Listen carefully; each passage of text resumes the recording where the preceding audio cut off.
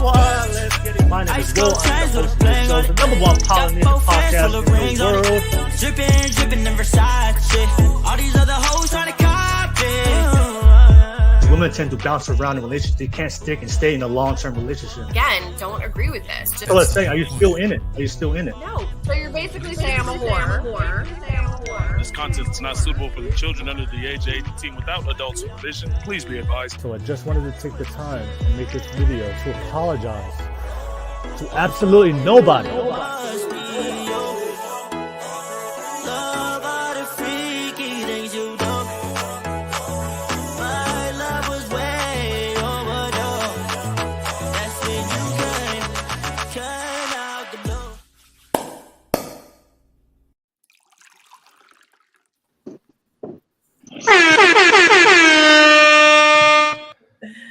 Welcome to another session of the Golf Club Podcast, Wednesday Hot Topics, live out of San Francisco on this beautiful Wednesday night.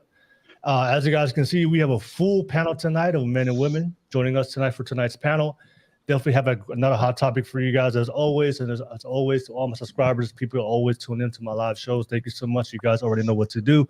If you find value in the content, smash that like button. Real quick, so that way we can definitely add it to the algorithms and to reach more people out there. Of course, don't forget, this is a public show, but we already have a full panel. So if there are openings in the future, a lot of you guys, if you're watching for the first time, you guys can jump on. The link is in the description of this video. But as for right now, we have a full panel. But as we have some openings in the future, if you see there's some openings, it's first come, first serve. Click on that link, and you'll be able to jump on, whether you agree or disagree. So, yeah, I appreciate you guys as always. Let's get that live chat popping. I see some people already in the live chat. Follow Fessa, Too Lit to Quit. I see you guys already in the live chat. Thank you for tuning in and jumping on. Get that live chat popping. Let me know what you guys think. You guys already know what to do. And, of course, if you're a moderator, yeah, let's keep that live chat active and popping the entire show. Don't be a creep. Don't make it weird. If you're here to watch, don't be a ninja watcher, right? Just participate, say something on live chat, show some love. If you recognize some of these guests, show some support to them as well. But also, if you have a voice, if you want your voice to be heard, if you have an opinion you want to share to be part of our discussion, we're definitely going to have some different opinions about tonight's topic, and we have a lot of little subtopics to discuss. So if you want your voice to be heard and to be shared, the best way to do it is drop it through a super chat. I'll be able to put it on the screen and read it out for everybody so everybody can see. So that way you're still participating over our discussion. If you don't want to come on as a virtual guest, but you just want to share your opinion, the best way to do it is through a super chat. And of course, if you want to support me, best way to support me financially is through my locals. My link is in the description. You have access to exclusive content. And of course, links to join my Friday night, my Saturday night shows, and also direct access to me. The link is in the description also as well. But besides that, that's pretty much all my YouTube stuff. I appreciate you guys always supporting, always watching, always tuning in. And just to let everybody know, this will be my last podcast for the year. As far as my Wednesday Hot Topics, I'm just finishing this last week. And then for the next 2 weeks for the holiday season, I'll be taking a break for holiday season. And then I'll definitely come back strong on the second week of January. So just to let everybody know, so that way you guys are up to date with the future shows that we do every single week, because we do. I do host this Wednesday Hot Topic weekly. But nevertheless, that's pretty much all my YouTube stuff. Shout out to the first and foremost. Shout out to the panel. All right, we got a full panel of ladies here tonight, and fellas, gorgeous ladies, beautiful ladies. All right, and handsome fellas here tonight. Handsome, yes, sexy, very nice. You all came, love it. Excited to hear from all you guys, but definitely making the time to be part of tonight's podcast. But let me just do some quick intros, everybody. A lot of you guys are new faces, first time on the show. Thank you so much for making the time. So if you don't mind, just give yourself a quick intro, and then we'll go right into the topic that we're going to discuss tonight. And I start with the beautiful ladies, and I start with the first time here on the show for the first time, Ashley. Ashley, go ahead. Give yourself. No. Just a quick intro. My mouth is open and I got a lot to say, but do not put me on blast first. I had to. Say hi. I had to. Just say hi. Just say hi to everybody and just give yourself a quick intro. Hey y'all, my name is Ashley. This is my first time doing a podcast. I've been offered to do podcasts on TikTok before and I've turned them all down. But Athena is one of my best friends, so she was like, she knows I don't stay quiet about anything. I always have a lot to say, so she was like, come give it a shot. All right, okay. I'm gonna hold you to that. You say you have a lot to say, so you better have a lot to say tonight. I'm gonna hold you to that. All right, thank you, Ashley, for jumping on. We'll keep it moving. Athena, as always, thank you for always jumping on multiple times to be part of the pod. But go ahead and give yourself a quick intro, Athena. I'm Athena. I'm out here in Texas. I'm a homestead farmer, homeschool mama, businesswoman, and very opinionated as well. So cheers. Okay, cheers. Thank you, Athena. As always, appreciate you. Keep it moving to the beautiful ladies. Cindy, go ahead and give yourself a quick intro. Always good to have you back on the pod.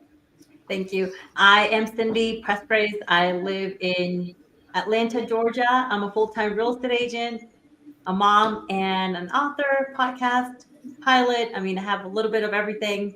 So yeah, I am here and I love to give my opinion. All right. Thank you so much, Cindy. And keep it moving. Liz, go ahead. Thank you for jumping on again. Give yourself a quick intro. I'm Liz. I'm from Salt Lake City, Utah. I know. And I do a few things. I work in family services, but I also work in the film industry and I promote like artists and bands and stuff on the side. All right. Thank you so much, Liz. And last but not least, Jamie, we go way back. Thank you for jumping and coming back on again on the pod. But go ahead, give yourself a quick intro for everybody out there. Yeah, good to be back. It's been a while. I'm Jamie from New York. I live in LA. I work in film and television, shooting a short film next month. And I talk about dating on TikTok and Instagram under the handle Text with Shitty Men, which is pretty self-explanatory. Lord have mercy. All right. Thank you so much, Jamie. But we'll keep it moving. Let's move it to the handsome fellas. Fellas, go ahead and give yourself a quick intro for everybody out there. I'll start with you. Big Dog Barking, go ahead. Yeah, my name Big Dog Barking. I'm from Memphis, Tennessee. I'm a retired pookie with a lot of sense. So you know what I'm saying. It should be fun talking to you ladies tonight. Okay. All right. Thank you, Big Dog. As always, appreciate you, brother. We'll keep it moving. Here for the first time on the pod. Excited to have him. Sophisticated Jerk, go ahead and give yourself a quick intro for everybody out there. All right. First, appreciate you having me over here. Like I said, I've been watching the podcast. Definitely good content. But I'm Sophisticated Jerk, coming from New York, now living in Virginia, working for the government, executive in the government, but also a podcaster. We got a channel, Manic Sophistication. So quick intro. No worries. Yes, sir. Thank you, Sophisticated Jerk. Excited to have you on. Appreciate it. We'll keep it moving. I'll pass it to you, Kasim. Kasim, go ahead and give yourself a quick intro, everybody out there. Yeah. Wow. I'm Kasim. I live here in the amazing New York City. I'm in the upper luxury retail market sector, wardrobe stylist, also really cool Instagram influencer. All right. Thank you, Kasim. Thank you for jumping on for tonight's pod. I appreciate you. And last but not least, Sharon. I got it. Sharon. Okay. Yes. Definitely. What's up? My name is Sharon Bracey. What I do for a living, I do construction. I own my own construction company, HVAC to be exact. Been married for over a decade, 4 kids, 1 grandchild. And I do a podcast every day around like 9 a.m. for 3 hours in the morning. So come and hang out with me. It's Sharon Bracey on every platform. I'll see y'all soon. All right. All right. Thank you, Sharon. And shout out to the panel. All right. And shout out to the live chats. I appreciate you guys. Let's get that live chat popping. I see you, Milagros, on the live chat. Said chat is ready. Okay, let's get that live chat popping. Prime. Shark, I see you on the live chat, and appreciate you guys. MZ Carroll, as always, I see you on the live chat. Let's get that live chat popping. Let me know what you guys think, and of course, if you're a moderator on my live chat, let's keep everybody active focused in making sure to get those likes up and sharing the video. So I appreciate you guys in the live chat. Thank you so much.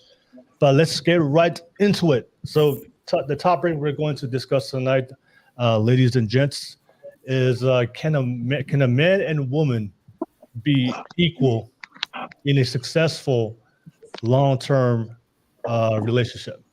Like there's a lot of talk today, especially today, modern day 2023.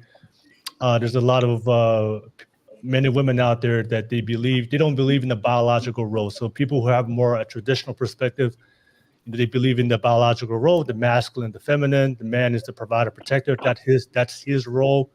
The feminine is the woman. She's the one that stays home and takes care of the nurture, the care of the kids. But there are a lot of women today in 2023 who don't believe that. They believe that there are no more roles in a relationship. It is a 50-50 partnership. Those roles are interchangeable. The woman can be the breadwinner and provider, protector if she chooses to do so, and the man can stay at home and be the nurturer, carer, and raise the kids if he chooses to do so. And it's not going to affect the dynamic of the relationship at all. It's still going to be successful whether you go with that dynamic or you're going to go with the traditional dynamic. But there are some people that believe that it's not sustainable long term, that the only way for a relationship to work is the absolute truth, which is men and women are not equal, and we have roles to play. That's usually aligned with our biological roles. Or if you do believe that, we are equal, and which is what a lot of people with the more modern perspective hold today in 2023, that we are equal. A man and woman can definitely have the same equal roles and duties and responsibilities they can bring into the relationship regardless of gender. Hence the 50-50 partnership that we always hear a lot of women talking about today. So I'm interested to hear from you, ladies and gents. You all you guys have different experiences and have relationships or been in relationships before. I would love to hear what you guys think. And I just want to make sure it's absolutely clear for everybody. I'm talking about successful long-term relationships. So whatever opinion that you hold, so do you absolutely believe that it is going to work long-term, not just short-term? Okay. So, but yeah, that's the topic we're discussing tonight. It's something I see on social media. Everybody constantly talking about it, reacting to it. Or some people they get triggered by this topic. But I think it is an important topic to discuss because men and women are trying to navigate these modern times, especially when it comes to figuring out what our roles are in a relationship, which is something that a lot of men and women today find hard to understand. But let me start with the ladies. We'll just, as always, we'll start with the panel. Everybody just share your 2-3 minutes, first opening statement, general thoughts about the topic. After everybody has gone, then we'll just open it up for open discussion, free for all. So if you want to respond to anybody as they're sharing the point of view, you can definitely engage with them and start your conversation and discourse. Okay. But let me start with the ladies, and then we'll come to the fellas, and then we'll open it up for open discussion, and you guys can take over and have your discussion for tonight's topic. But let me start with the ladies. I'll start with you. Let me start with you, Jamie. Sure. Jamie, so what do you think, Jamie? What's your opening statement and what's your opening thoughts? Can a man and woman be equal in a long-term successful relationship? Okay, so I think first thing we need to address is that equality and what is considered equal within the context of a relationship is going to differ for everybody in between a relationship to a relationship. And I don't think that in order for a relationship to be equal, so to speak, that it's necessarily going to be divided 50-50 every single time. There are times when one partner is going to have to carry 80% of the burden because another partner is just burnt out for whatever reason. There's times when it's more 50-50. So I think it's an ongoing conversation about what roles happen to take place within a relationship. When we're talking about the context between a man and a woman, yes, which is quote unquote traditional. I also think it's important to note that, what's being defined as biological roles is not always biological. Yes, a woman is typically going to carry a child, maybe nurse it. So she will be like the primary caregiver in that sense. But a lot of what we refer to as biology in traditional relationships is actually just conditioning of Western society, and it doesn't necessarily correlate directly to our biology. So there's that. But also nowadays, relationships don't take place between just a man and a woman. You know, there are many variations of that. And so we could easily ask, like if it's a same-sex couple or someone who's non-binary, you know, their ideas of equality are going to vary quite differently because they don't have those quote unquote traditional formats to follow. So I think it really has to be defined within the context of each individual's relationship. You know, if someone wants to carry be the breadwinner and go out and work while the other partner stays home, and that's what works for them, then that's what works for them. If it's someone who wants to, you know, share the roles in the household equally, then that's a conversation that has to take place. And that's why I think it's important that we define what's important to us as individuals and what type of relationship is ideal for us before we go out there and find someone to share our lives with. Because I think if we're on the same page about that, then yes, absolutely, it can be successful long-term, whatever each individual relationship considers equal amongst both partners. So it's really subjective in that sense. I don't think it's necessarily overarching that like, oh, partners are 50-50 equal all the time, or it has to be traditional relationships as we define them in this context. Okay. All right. And thank you for sharing that, Jamie. We'll keep it moving. I'll start with you, Ashley. Ashley, go ahead and. So, but just to make it clear, I just want to know: was that a yes or a no? It was. It's subjective. If you think of it all as black and white, then you lost the thread a long time ago. Because I'm saying it's not, nor should it be, nor does it have to be. Sharon, solution based now. Solution based. All right, and also just to for the sake of the discussion, when we were talking about equality, we're talking about equality in the relationship. That's the only conversation we're having tonight. Not outside of it, when like society and just the relationship. That's the only equality we're talking about tonight.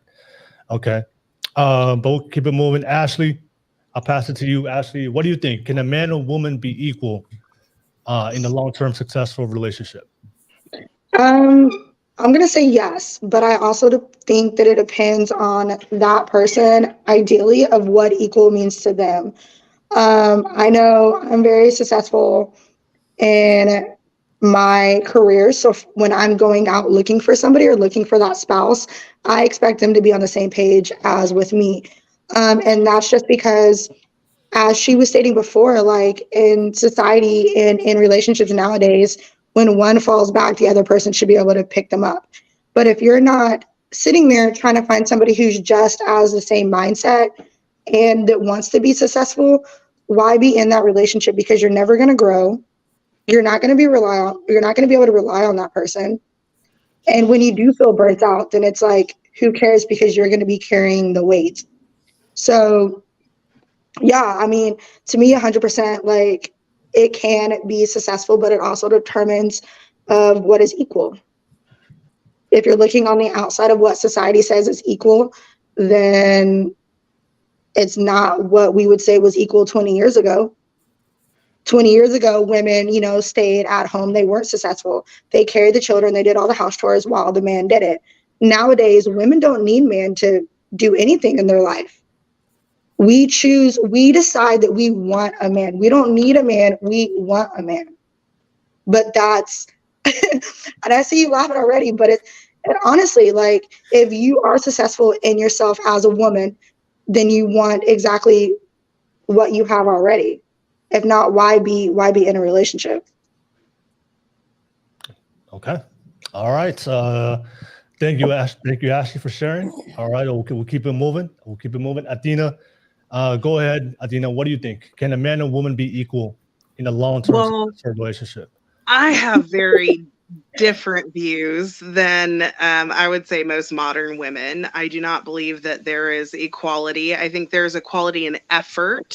I think there's equality in worth, but not equality in ability. I think that, it has been scientifically shown that women are better as, being a mother, stay at home. I mean, society obviously does influence that, but raising children, it is something that women are better at, and providing and protecting is something that men are better at. As far as equality, I mean, it should be equal in effort. Both parties should be putting forth 100%, not 50%, 100%. But to be successful long term, it really depends on what your definition of successful is. Where are you getting your idea of what success is? So to me, being, and this does vary from person to person, but being successful in a relationship with like a man and a woman having a child, I think the success is staying together, being able to have a functional household, and procreating and having children who are also successful and going out into the world and doing good things. Okay. All right, Adina. All right, appreciate it. Thank you for sharing. We'll keep it moving. Pass it to you, Cindy. Cindy, go ahead. Okay, so for me, when you get into a relationship, when you're looking to that partner, is setting everything, talking to everything up front. You know, if you are, you know, if you have the same goals of achievement, of a mindset of accomplishment, of where do you want to be in life, then that's going to help a lot, because each other is going to support each other. And for me, it's like, if I'm in a relationship with someone, I want them to keep on pushing me forward. It gives me more motivation as the other person too. So in this case, it's going to come down to communication, where you want to be, the mindset, and I basically I basically put everything down. Being with someone that wants to do, that has the same goals on an everyday basis. So like a milestone is going to be a celebration, an accomplishment. That for me is, yes, you can. Because I've met a lot of successful couples that have achieved that success, but it's everything is laid down on a table, because one takes care of one thing and the other takes care of the other thing, but it's supporting each other during that journey. Okay, so for Cindy, it's yes, you can, a man and woman can be equal. Okay. All right, thank you for sharing that, Cindy. I'll pass it to you, Liz, and then we'll go to the fellas, and then we can open it up for open discussion. Liz, what do you think? What's your thoughts? Can a man and woman be equal in a long-term successful relationship? Yes. I don't think that they can. I feel like in any relationship, there is always somebody on one of the ends that's taking more and the other one's giving, and it's going back and forth. So I think a healthy relationship, you're not equal. There's different things between what a woman brings to the relationship as what a man brings to the relationship. And if you're always trying to like help put your other partner, like their needs first, and trying to see what they need, I think that's what it comes down to. But I also think, I was listening, I can't remember who said this, but Built and be successful for each other. I hear some just real quick. So I hear just some background noise. I don't know who that is, but if you don't mind, Ashley. Oh, okay, Ashley, yeah, Ashley. You're in trouble. Just mute yourself, Ashley. Now you know it's me. Well, I got to be the new one that get called out. Oh man, because it's you. Now I don't remember where I was going, but that's But fine. Maybe we'll come back. Well, no, I just think going into a relationship thinking this is going to be equal, it's not. Like, there's times that I'm like, I don't like you right now, so I'm not going to put any effort into it. Like, I just am checked out, and then vice versa. So in that aspect, like, I think being realistic and stuff, you're never going to be putting in the same amount to the relationship. But as far as roles, I just feel like when you're dating, that's what I was thinking about, was that's the whole point of dating, finding someone where you can find that kind of balance. And then, but again, I just feel like somebody will put more into it than the other. Okay. All right. Thank you, Liz. But let's pass it to the fellas. Same thing. Just share your opening statements. You share our opening thoughts, and then we can open it up for open panel for everybody to respond to each other. I'll start with you, Sophisticated Jerk. Go ahead. All right. So to answer the question, I'm gonna answer it up front, and then I'll kind of give some explanation. No. And I think a couple people hit on it. It's because, typically somebody's gonna make the decisions to a certain degree. I think nowadays, I forgot who was talking about it. I think the lines is getting a little blurred. For example, me and my wife do a 50-50. But even then, we'll like be equal in as far as like, I'll say finances, maybe the labor around the house, it kind of divides up. But as far as like making the decisions and stuff like that, I do incorporate her in that, ask for her feedback. But, she's like, hey, go handle that. I don't want no part of that. Then also, which I was saying, there was a lot of mentoring. I was like pushing her along, like, hey, you could climb up the ladder. You got the brains and all that. So there was a lot of coaching. So what you guys were kind of saying, it's never really going to be equal, because even though like the finances and the labor is going to kind of be, like I said, a little more blurred now, because, we got the washing machine, modern conventions, there's still that structure, the guidance and the wisdom that you could provide as a leader. So that's pretty much my explanation. All right. Thank you, Sophisticated Jerk. I'll pass it to you, Kasim. Kasim, what do you think? Can a man and woman be equal in a long-term successful relationship? I'm going to say a flat out no. And the reason for that is that even though the relationship tries to be quote unquote equal, if you measure that over an extended period of time, there will be one person that's doing more than the other. I have, several friends that have been in long-term relationships. They started out as equal, but as the relationship progressed on, the women tend to gravitate to one particular role, and the men gravitates to another role. And that's just naturally. They had no idea, right, mentally that they were doing that, but by default of natural characteristics and natural feel, they end up going into those particular those roles. Now, I do believe in being honest and transparent up front as far as what the expectations for the role of the individuals are. Like here in my household, I pay 100%. And my girlfriend has a lot of say-so, right? And she has a lot of responsibility in taking care of, the house. And my responsibility is to make sure that I maintain the roof over her head. But I don't use that as a weapon, right? I don't use that as a one-up, because I understand that if I give her a comfortable place to be, then I'm going to receive a lot more benefits, from that. And the last thing that I want her to feel is so that she has this pressure over her, that I have some type of leverage, that I have control over her well-being. And I'm more of a traditionalist, I'm a little bit older. I'm a Gen Xer. So I have seen, my mom and dad in those particular roles. I have seen my grandmother in those particular roles, and I just adopted it. I've also come to the conclusion by basically knowing how females operate, that intrinsically they'll want that responsibility. And even though they may not physically voice it, their actions over a long extended period of time will naturally gravitate, to that. And I'm just perfectly okay with that. Okay. All right. Thank you for sharing that, Kasim. I'll pass it to you, Sharon. Sharon, what do you think? Can a man and woman be equal in a long-term successful relationship? At first, I wanted to say yes. And then I heard the women talk, and then I had to change my answer on the fly. Because if you allow women to be equal with you in decisions, they do not make decisions.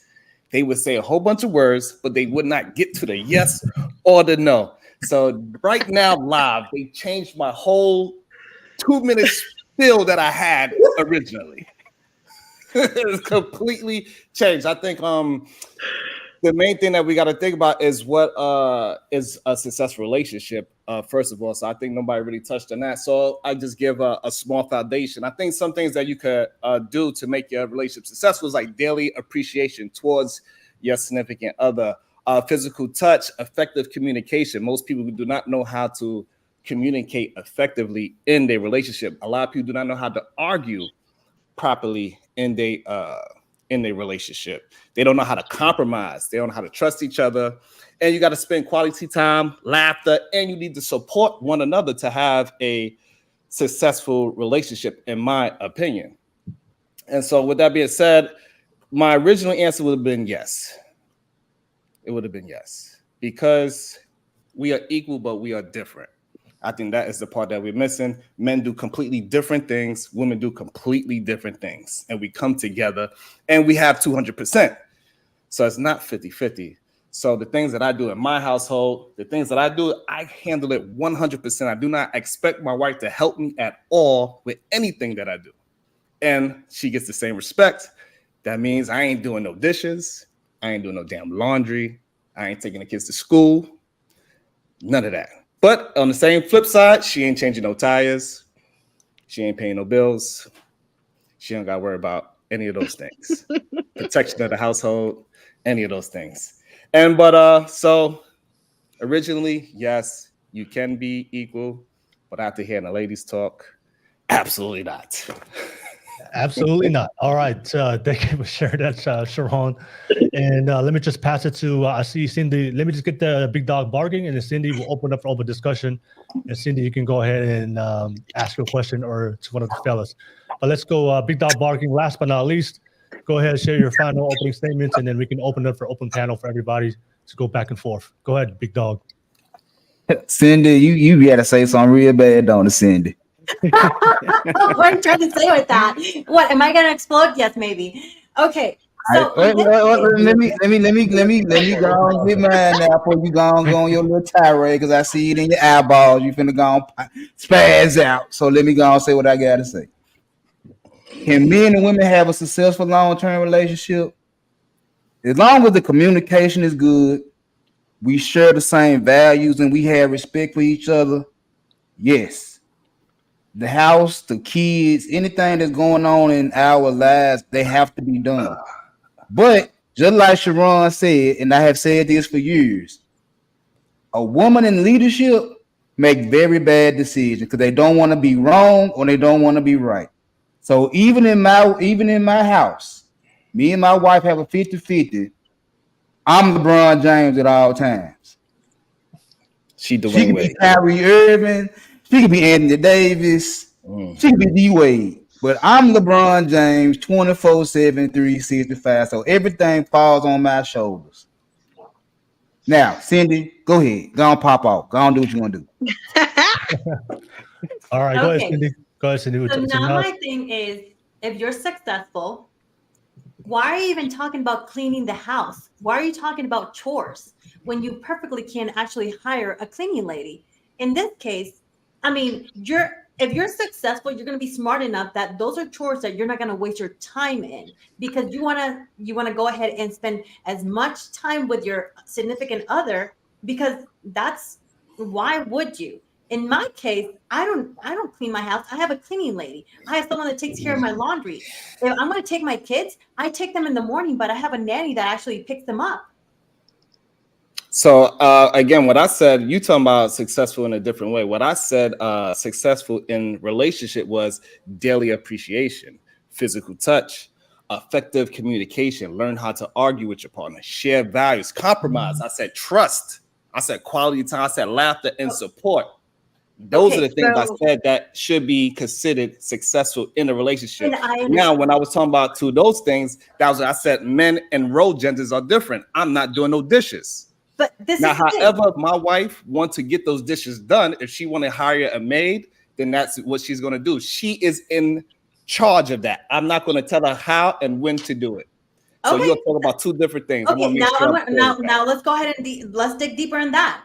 Okay, so whenever I talk to a guy, this is the thing. This is the miscommunication, and this is why people don't dig deeper, because they don't have knowledge of this. So first of all, love language, attachment style, personality, anger, oh my gosh, anger communication. Is it anger? Effective communication. Anger fight.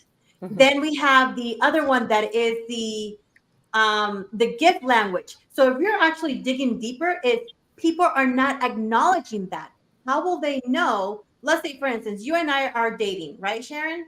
Sharon. Okay, I'm going to ask you, what is your love language? How do you get upset? How do you communicate? How do you give? That is that is at the beginning stages of the relationship, of dating. That's why you get to know each other. That's why you're all on the same page. But not many people know about that, and many people just jump into bed. I want to chime in on something about the whole nanny thing. I've been a nanny in the past many times, and I will say I have always loved children. Been a passion of mine. Love kids. No one loves your kid like you love your kid.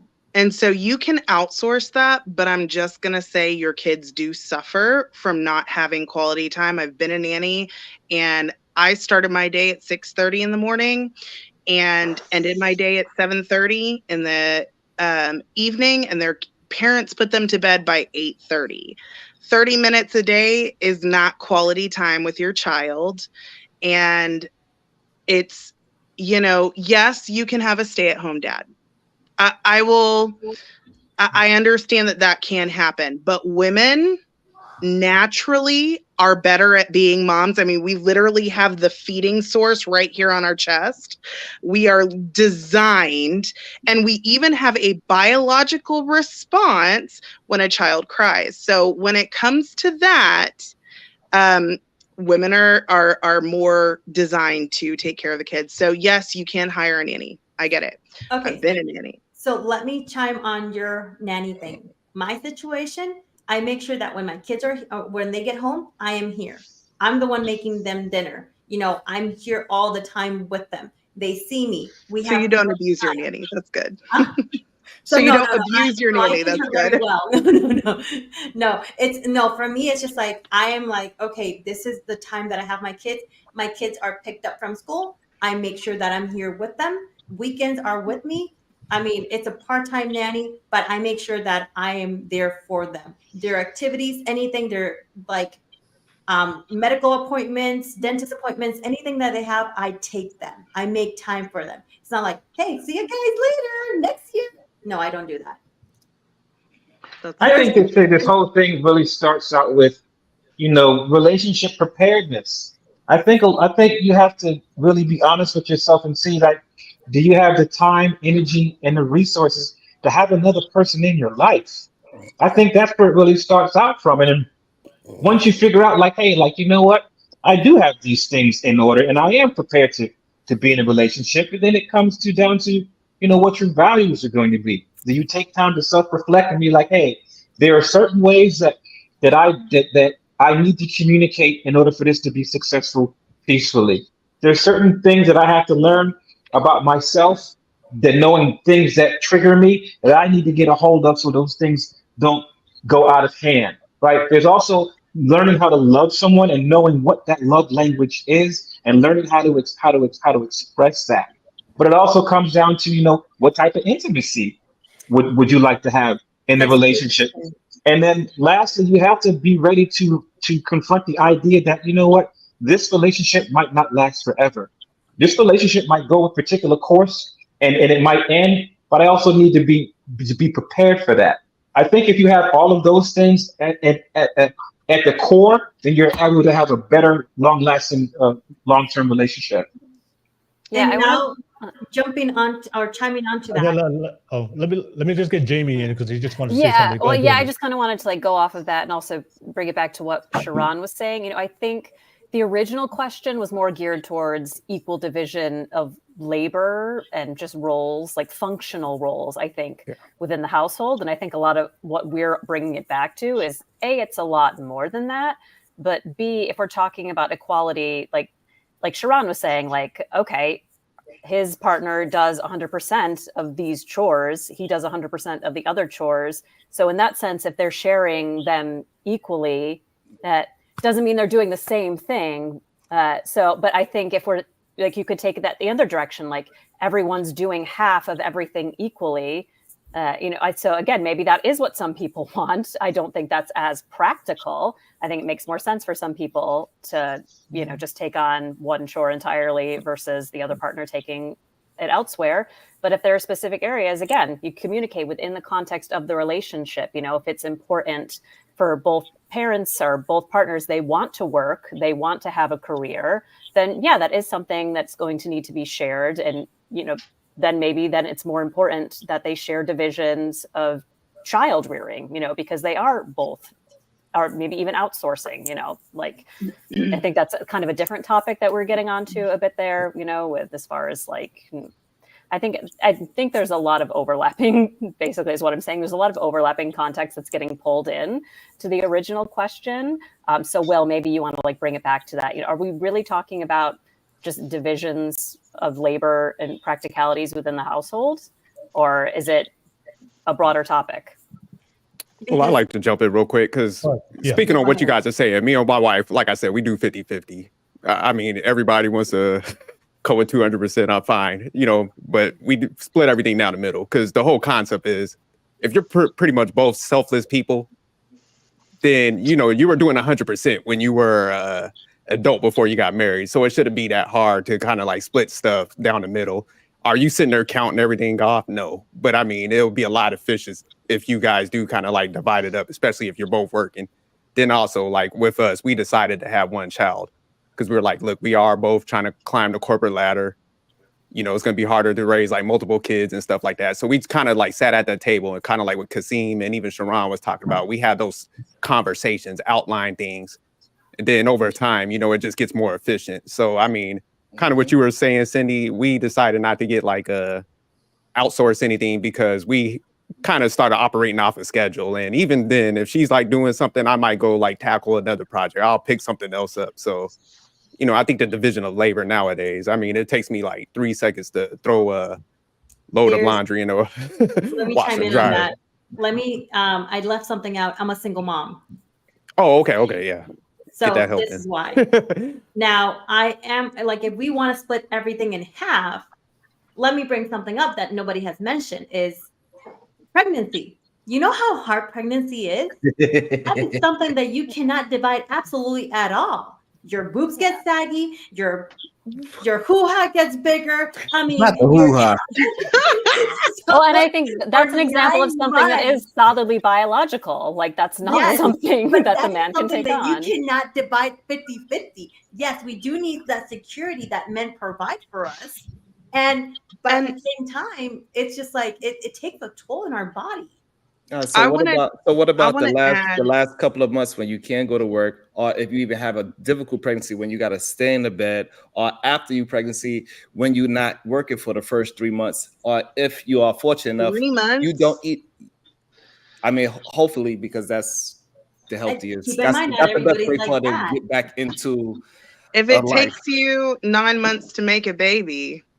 10 months, 40 weeks. It takes you 10 months to make a baby, but the last 2 months to the last month, you know, you might have complications. Plenty of women have complications in. But it varies by case because if you have a C-section and if it's that's what I'm saying is that right, exactly, Cindy. So what I'm saying is that makes it equal because when you are not a functioning human at the time when you have your C-section, you can't walk, you got to wait to leave the hospital because you got to take a shit and piss before you even leave the hospital. All those things, I'm still taking care of everything else in the house. So you're saying that's I want to add example where one partner can't bring 100% because there's extenuating circumstances. So the other partner does have to pick up the remainder. So we mentioned about the woman's part about bearing children, but what about in situations where a man is going to be expected to defend and lay his life down for a woman in dangerous situations? I mean, there have been situations where there was a shooting and the man with him. Huh? Cindy is going to get up with her man and they're going to both go to that door with the shotguns in their hand. I believe it. Crap out of them. I mean, I know boxing. I know taekwondo. I know self-defense. Oh, that's not going to help you with the guns there, though. I also know how to deal with a gun. I mean, you tell me who doesn't have a gun? I know how to box. Cindy's a single mom. She's got this shit. She hasn't got any. I'm a single mom too. I get it. Well, I'm not saying question, Athena. Cindy, you got a pit bull too. A what? You got a pit bull too? No, I don't. I don't have dogs. I have two Anatolian shepherds. They call them lion killers. Alarm system. Those are big dogs. Big dogs. Yeah. So having a man around Cindy was still having a man around would still help. I mean, like, let's just face it. Absolutely. You know, as much as you might think is you're big and strong, you're no match for a grown man with all that testosterone coming at Absolutely. you. That little stuff that you learn, that little judo stuff, is not going to help you. So Not at in 5'4". some cases, it would help to Absolutely. have some testosterone and some Unless masculinity you've been around. training your whole Did I say life. that I I did not need a mean, man? Even that's not going to help you. It's not gonna I help. mean, if the I person mentioned that doesn't I have did not need a training, man. Huh? Say that again, Cindy. I did not say I did not need a man. So a man, okay, so yes, it doesn't matter how successful you are as a single person. At the end of the night, and I mean, the ladies might not like me. It's gonna be, you need to feel secure. You want someone to hold you tight and say, "Hey, I got you, babe." you need a And partner. it's that security. And yes, it might not be 50-50 in this case. And yeah, I mean, it might be 49-50, because at the end of the night, you want your man to hold you tight, because he's the one that is going to say, "Babe, I got you. Everything's going to be fine. We'll do this together." Yeah. So I think Cindy, at the you end of the wouldn't mind day, go ahead, Sharon. you wouldn't mind a house husband, No, I would not mind that. and you would give him the same kind of respect you would give as somebody that was paying 100% of the bills. You know what? That's the thing. I don't know about that. She's no. There's a no. Yeah. There's a no. There's a The no. answer is no. That's a no. That's a big hell no. The answer is no, Cindy. That's a no. It took her too long to say yes. That's a no. I know, So- right? Just say no. I don't want that. We're not going to Yeah, start that thinking pause. it's good. Cindy might not want that, but other women might want that. And again, You want that too, Jamie? those couples. You want a house husband, Jamie? Majority of them don't want honestly, that. So my I question wouldn't to mind the a house husband, but what the problem I would find with that is, as long as he has his own passions and there's things he's working towards, I don't want someone who's like a kept man. To me, that's not cool. Well, his You passion, know, his so then passion, it's not so equal. I'll help you out, Jamie. It's not. So his passion is knitting the kids' clothes, cooking them the best 5-course meals they can have every single From day. scratch. From Getting scratch. home, Building gingerbread back home houses. for it, and all he want to do is Oh, build we're doing these that this week. children that y'all produce. He just want to build these children up. That is his ultimate passion. He don't want to do I mean, anything else. sign me up. Where do I find this man? And if it's No, you would I not got a like that better one. man. First of all, when a man is in a role like that for an extended period of time, his testosterone level drops. Yes. Right? When there's a certain expectation that you have from that man biologically, that he's not going to be able to fulfill. I want to see these and over studies. and over time, I you're will going to cite look your at him sources, differently, guys. and you're not going to respect him over an extended period of time. That's just not going I to have happen. to look up the studies, but I have a degree. Genuinely, And- I'm interested. I would like to see it. I am Oh, too. I will definitely send some over to you, because I have a degree in biotechnology. That, like, science is my jam, and I'm telling you, when a man is in a certain role or a woman is in a certain role, it affects us biologically. There's hormone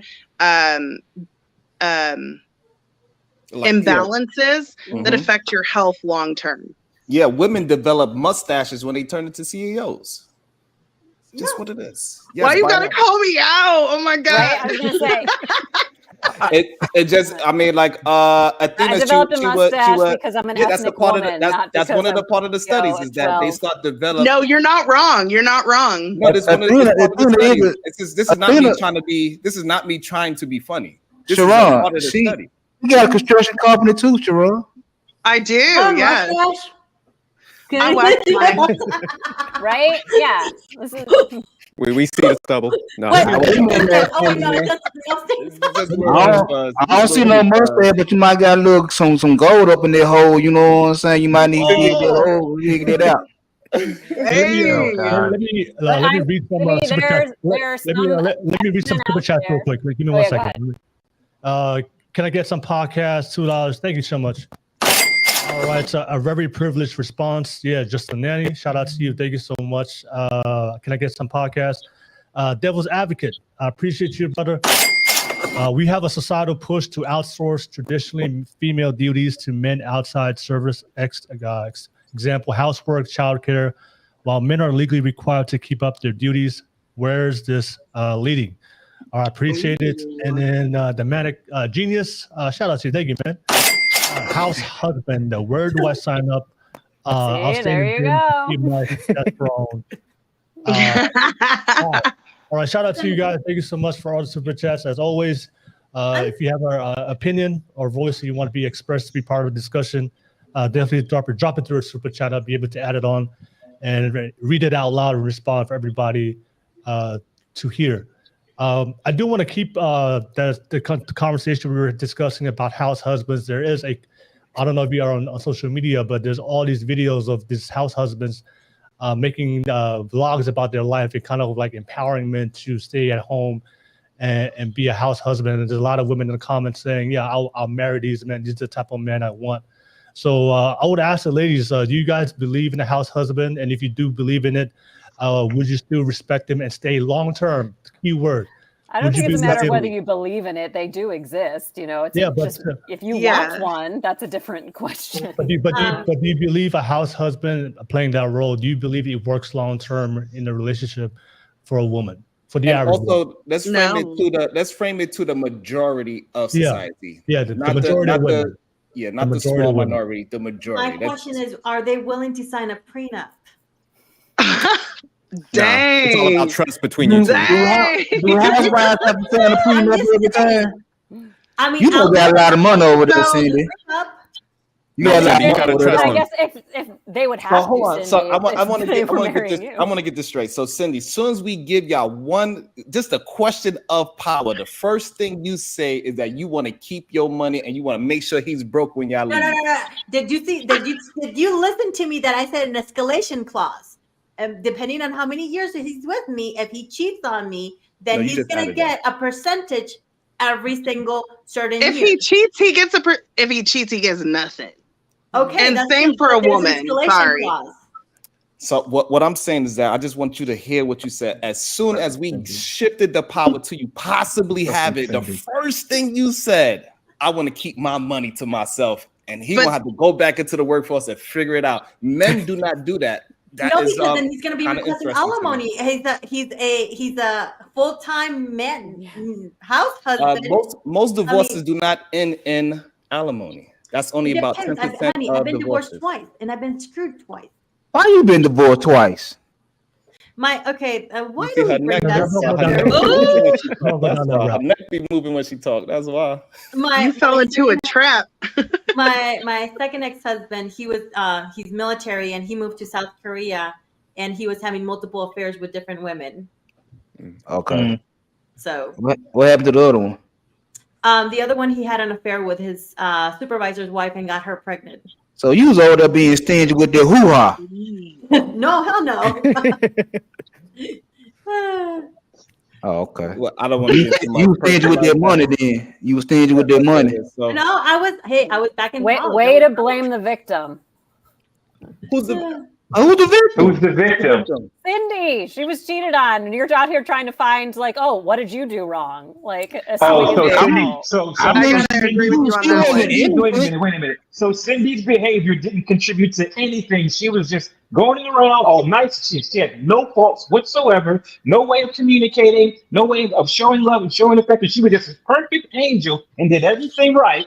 I'm not assuming that either, but you're assuming it's her fault. But when you find pictures, Cindy had some contribution in that by the way that she conducted herself, how the communication went, and how everything else goes. She is not interested in this thing at all. Was you in real estate? Was you in real estate?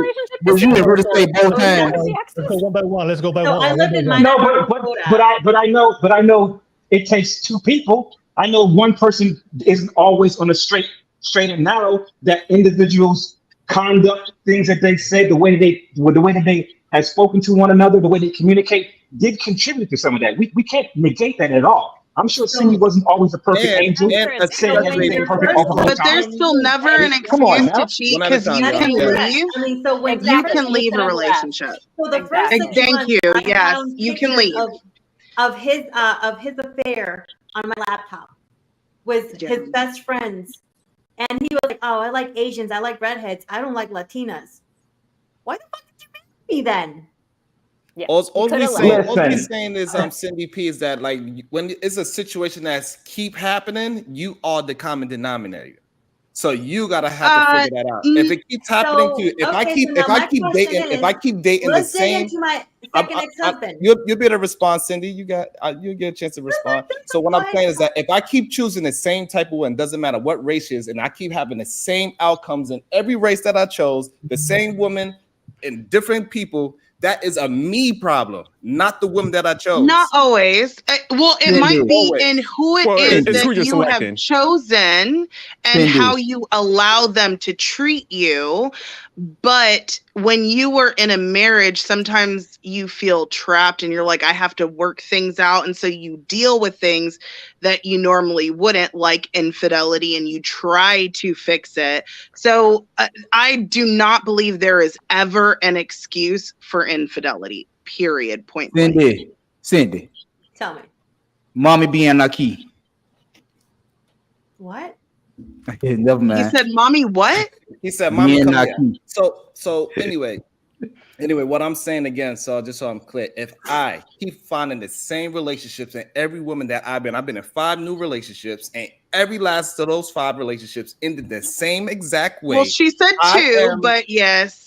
Because I'm not trying to make the conversation about Cindy and making it personal. I'm not trying to do that. Yeah. We having a general conversation. We're talking to an audience as well. Okay. So I do not Correct. want to leave it on Cindy because I do not know Cindy's full life story. So I do not want Correct. to single her Okay. out. I'm not Okay. trying Then to bash yes. Cindy. I'm just talking to the general. So if I have 5 relationships, they all end exactly the same way, I am the common denominator. It is me. I got to change something about me, about who I'm picking. I think there's always room for self-reflection after any relationship ends. But again, that doesn't excuse that type of betrayal and mistreatment. You know, it's not doesn't But necessarily what was the woman doing to the man that why he felt like he needed to cheat? Well, even if she was abusive, that's okay. Even So if she I'm was gonna say abusive. both ways. Both ways. If a woman is abusive to a man, Verbally abusive? Come on. Verbally, physically, whatever. Verbally No, abusive? it does not matter. It does not matter. He doesn't have an excuse to cheat on her. And if a man is physically or verbally abusive to a woman, she has no right to cheat on him. Both parties need to leave in abusive situations. If you are not willing to work on it, or just there's no excuse for cheating. If someone's being abusive or neglecting, then you leave. Is withholding sex? Is withholding sex from your partner? Absolutely. abusive? Absolutely. And You you want should to get leave. cheated on. That is abuse. That's how it is. You want to get cheated A little on. bit deeper on my first marriage. I almost died on that marriage. So what? I almost died on that marriage. What you mean? So meaning that I almost died. Serious shit went on. It was not cheating. It was more likely I was always sick, and that night it was like, oh, you don't need to go to the hospital. You don't need to go to the hospital. And once I got into the hospital, I went unconscious. They had to operate me. It was an emergency operation, emergency surgery, and my whole organs were infected. So, Damn. Sorry. and to that case, Let me just step in because I know I don't want to go down the route of Cindy's. Yes, I'm trying not to. Let's get back to the topic, but I do want to add on, give some time to Ashley and Liz. I know you guys haven't had a lot of time to speak, so I'm going to give you guys an opportunity to add on to our discussion. So Ashley, I want to pass it to you. Anything you want to add on to the discussion that we were having, or you want to respond to somebody? Go ahead, Ashley. I genuinely just kind of had a broad question, and it was to the women and the men. If we're speaking of women being the stay-at-home person, or even men being the stay-at-home person, does that mean that the person who is not staying home is automatically 100% the dominant person? And does that mean the person who is staying at home as a submissive person, and if you opposite sex, like, would you look at them as the dominant or would you look at them as a submissive?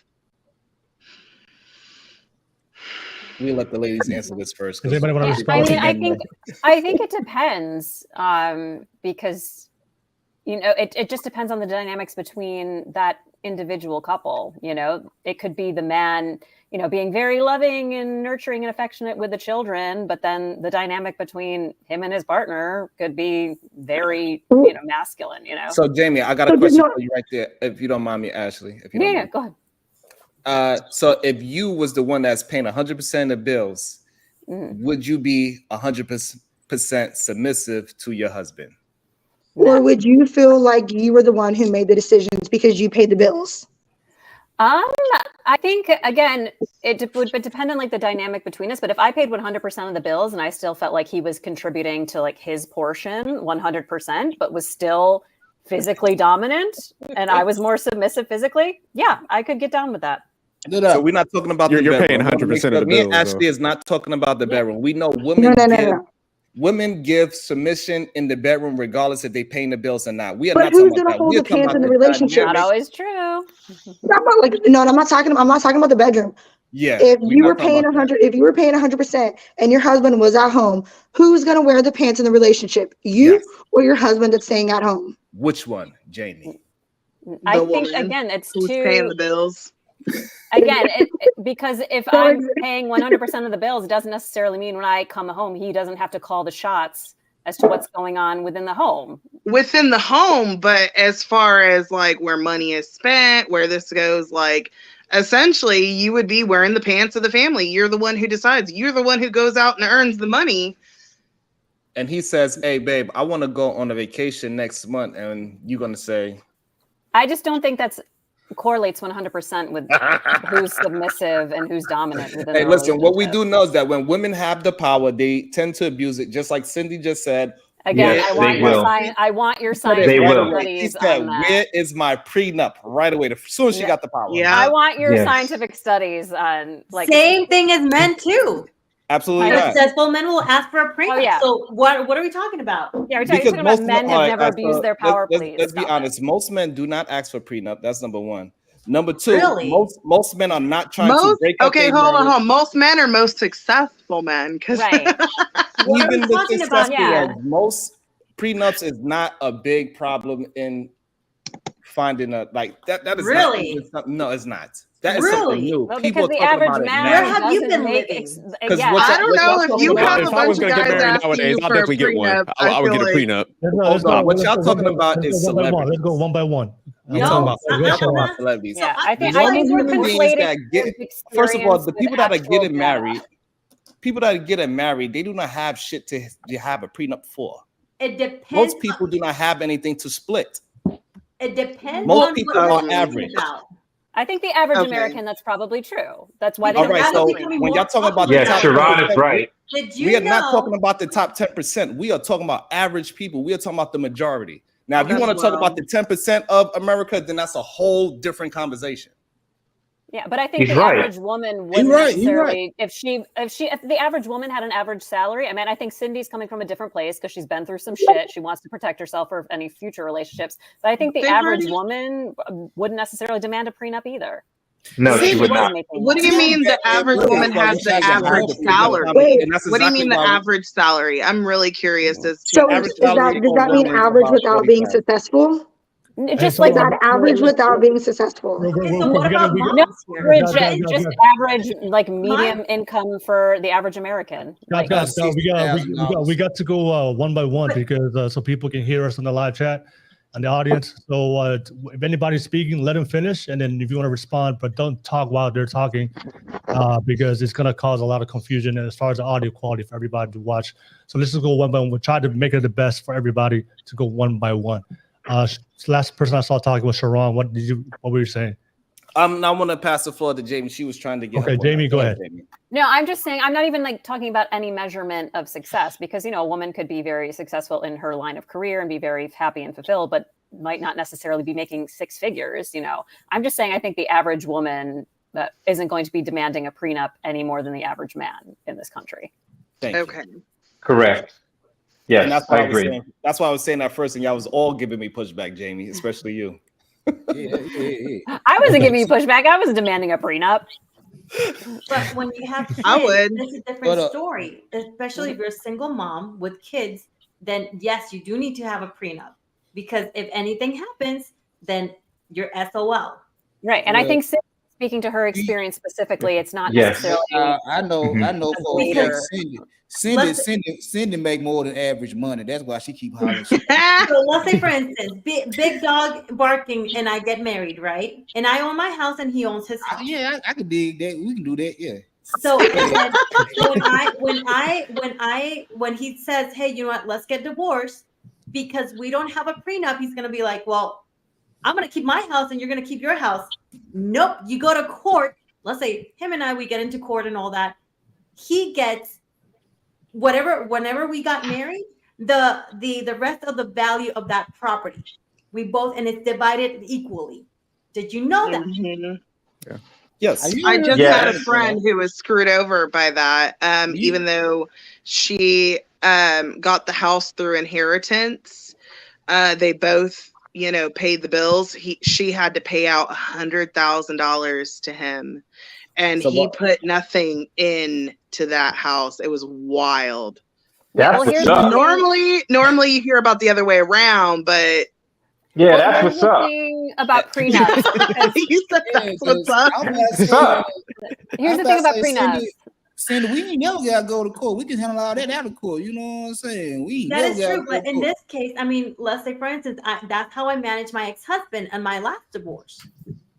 Oh. So, I mean, he never lived there. We bought the house together. I put so much money into the house, but hey, you know what? Yeah. Well, because at the end of the day, if you get divorced, you're either beholden to a prenuptial agreement you signed, or you're beholden to the laws of the state you live in. So you can default to them when you get married, or you can have your own rules in place. Like that it is something that has to play out in court. So it can either be under your terms or the state's terms. I want to give all of y'all, Jules, do not sign a prenup. This is for the men especially. Do not make a woman sign a prenup the day before you get married.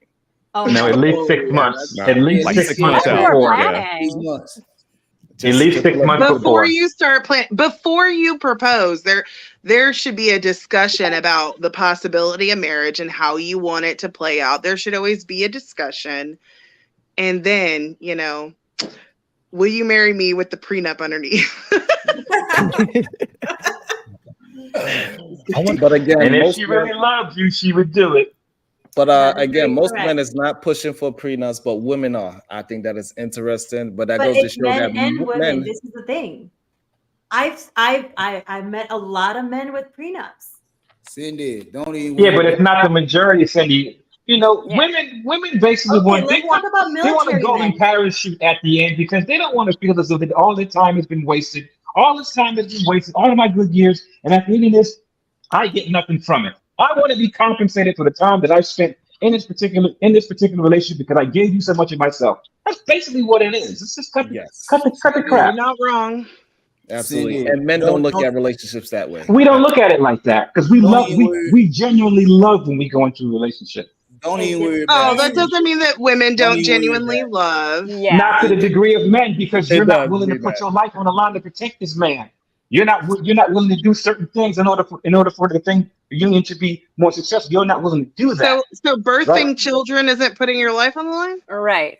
That's just a natural biological thing that all women that you go through that your body's equipped for. There is an opportunity. And just like men are equipped for putting their life on the line for women. You can't use that. No, you can't use that. Overall, over the course of your life in a relationship, it's going to last way longer than the amount of hours that you have giving birth to that child, right? This man's going to be expected to protect your life after giving birth of the entire relationship, not just that small window that you gave birth. I almost died after giving birth.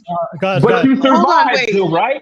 But I want to be respectful of the host, but I almost died after giving birth, and I was spent. If you were to have a time measurement to those times that you were in pain, that you almost died and you survived, take that amount of time and multiply by about 2 years of recovery. 2 years of recovery. Yeah, okay, so what if you're in a relationship with that for 20 years? Every day you're with that man. You are expecting him to protect you, and he has it on his mind every single day. And you as a woman are expected to protect your child and take care of the household. That time that man has to protect you is way longer than that small window where you almost died. No, because you still have to protect that child. And you still have to do all the. So you just made my point, my dear.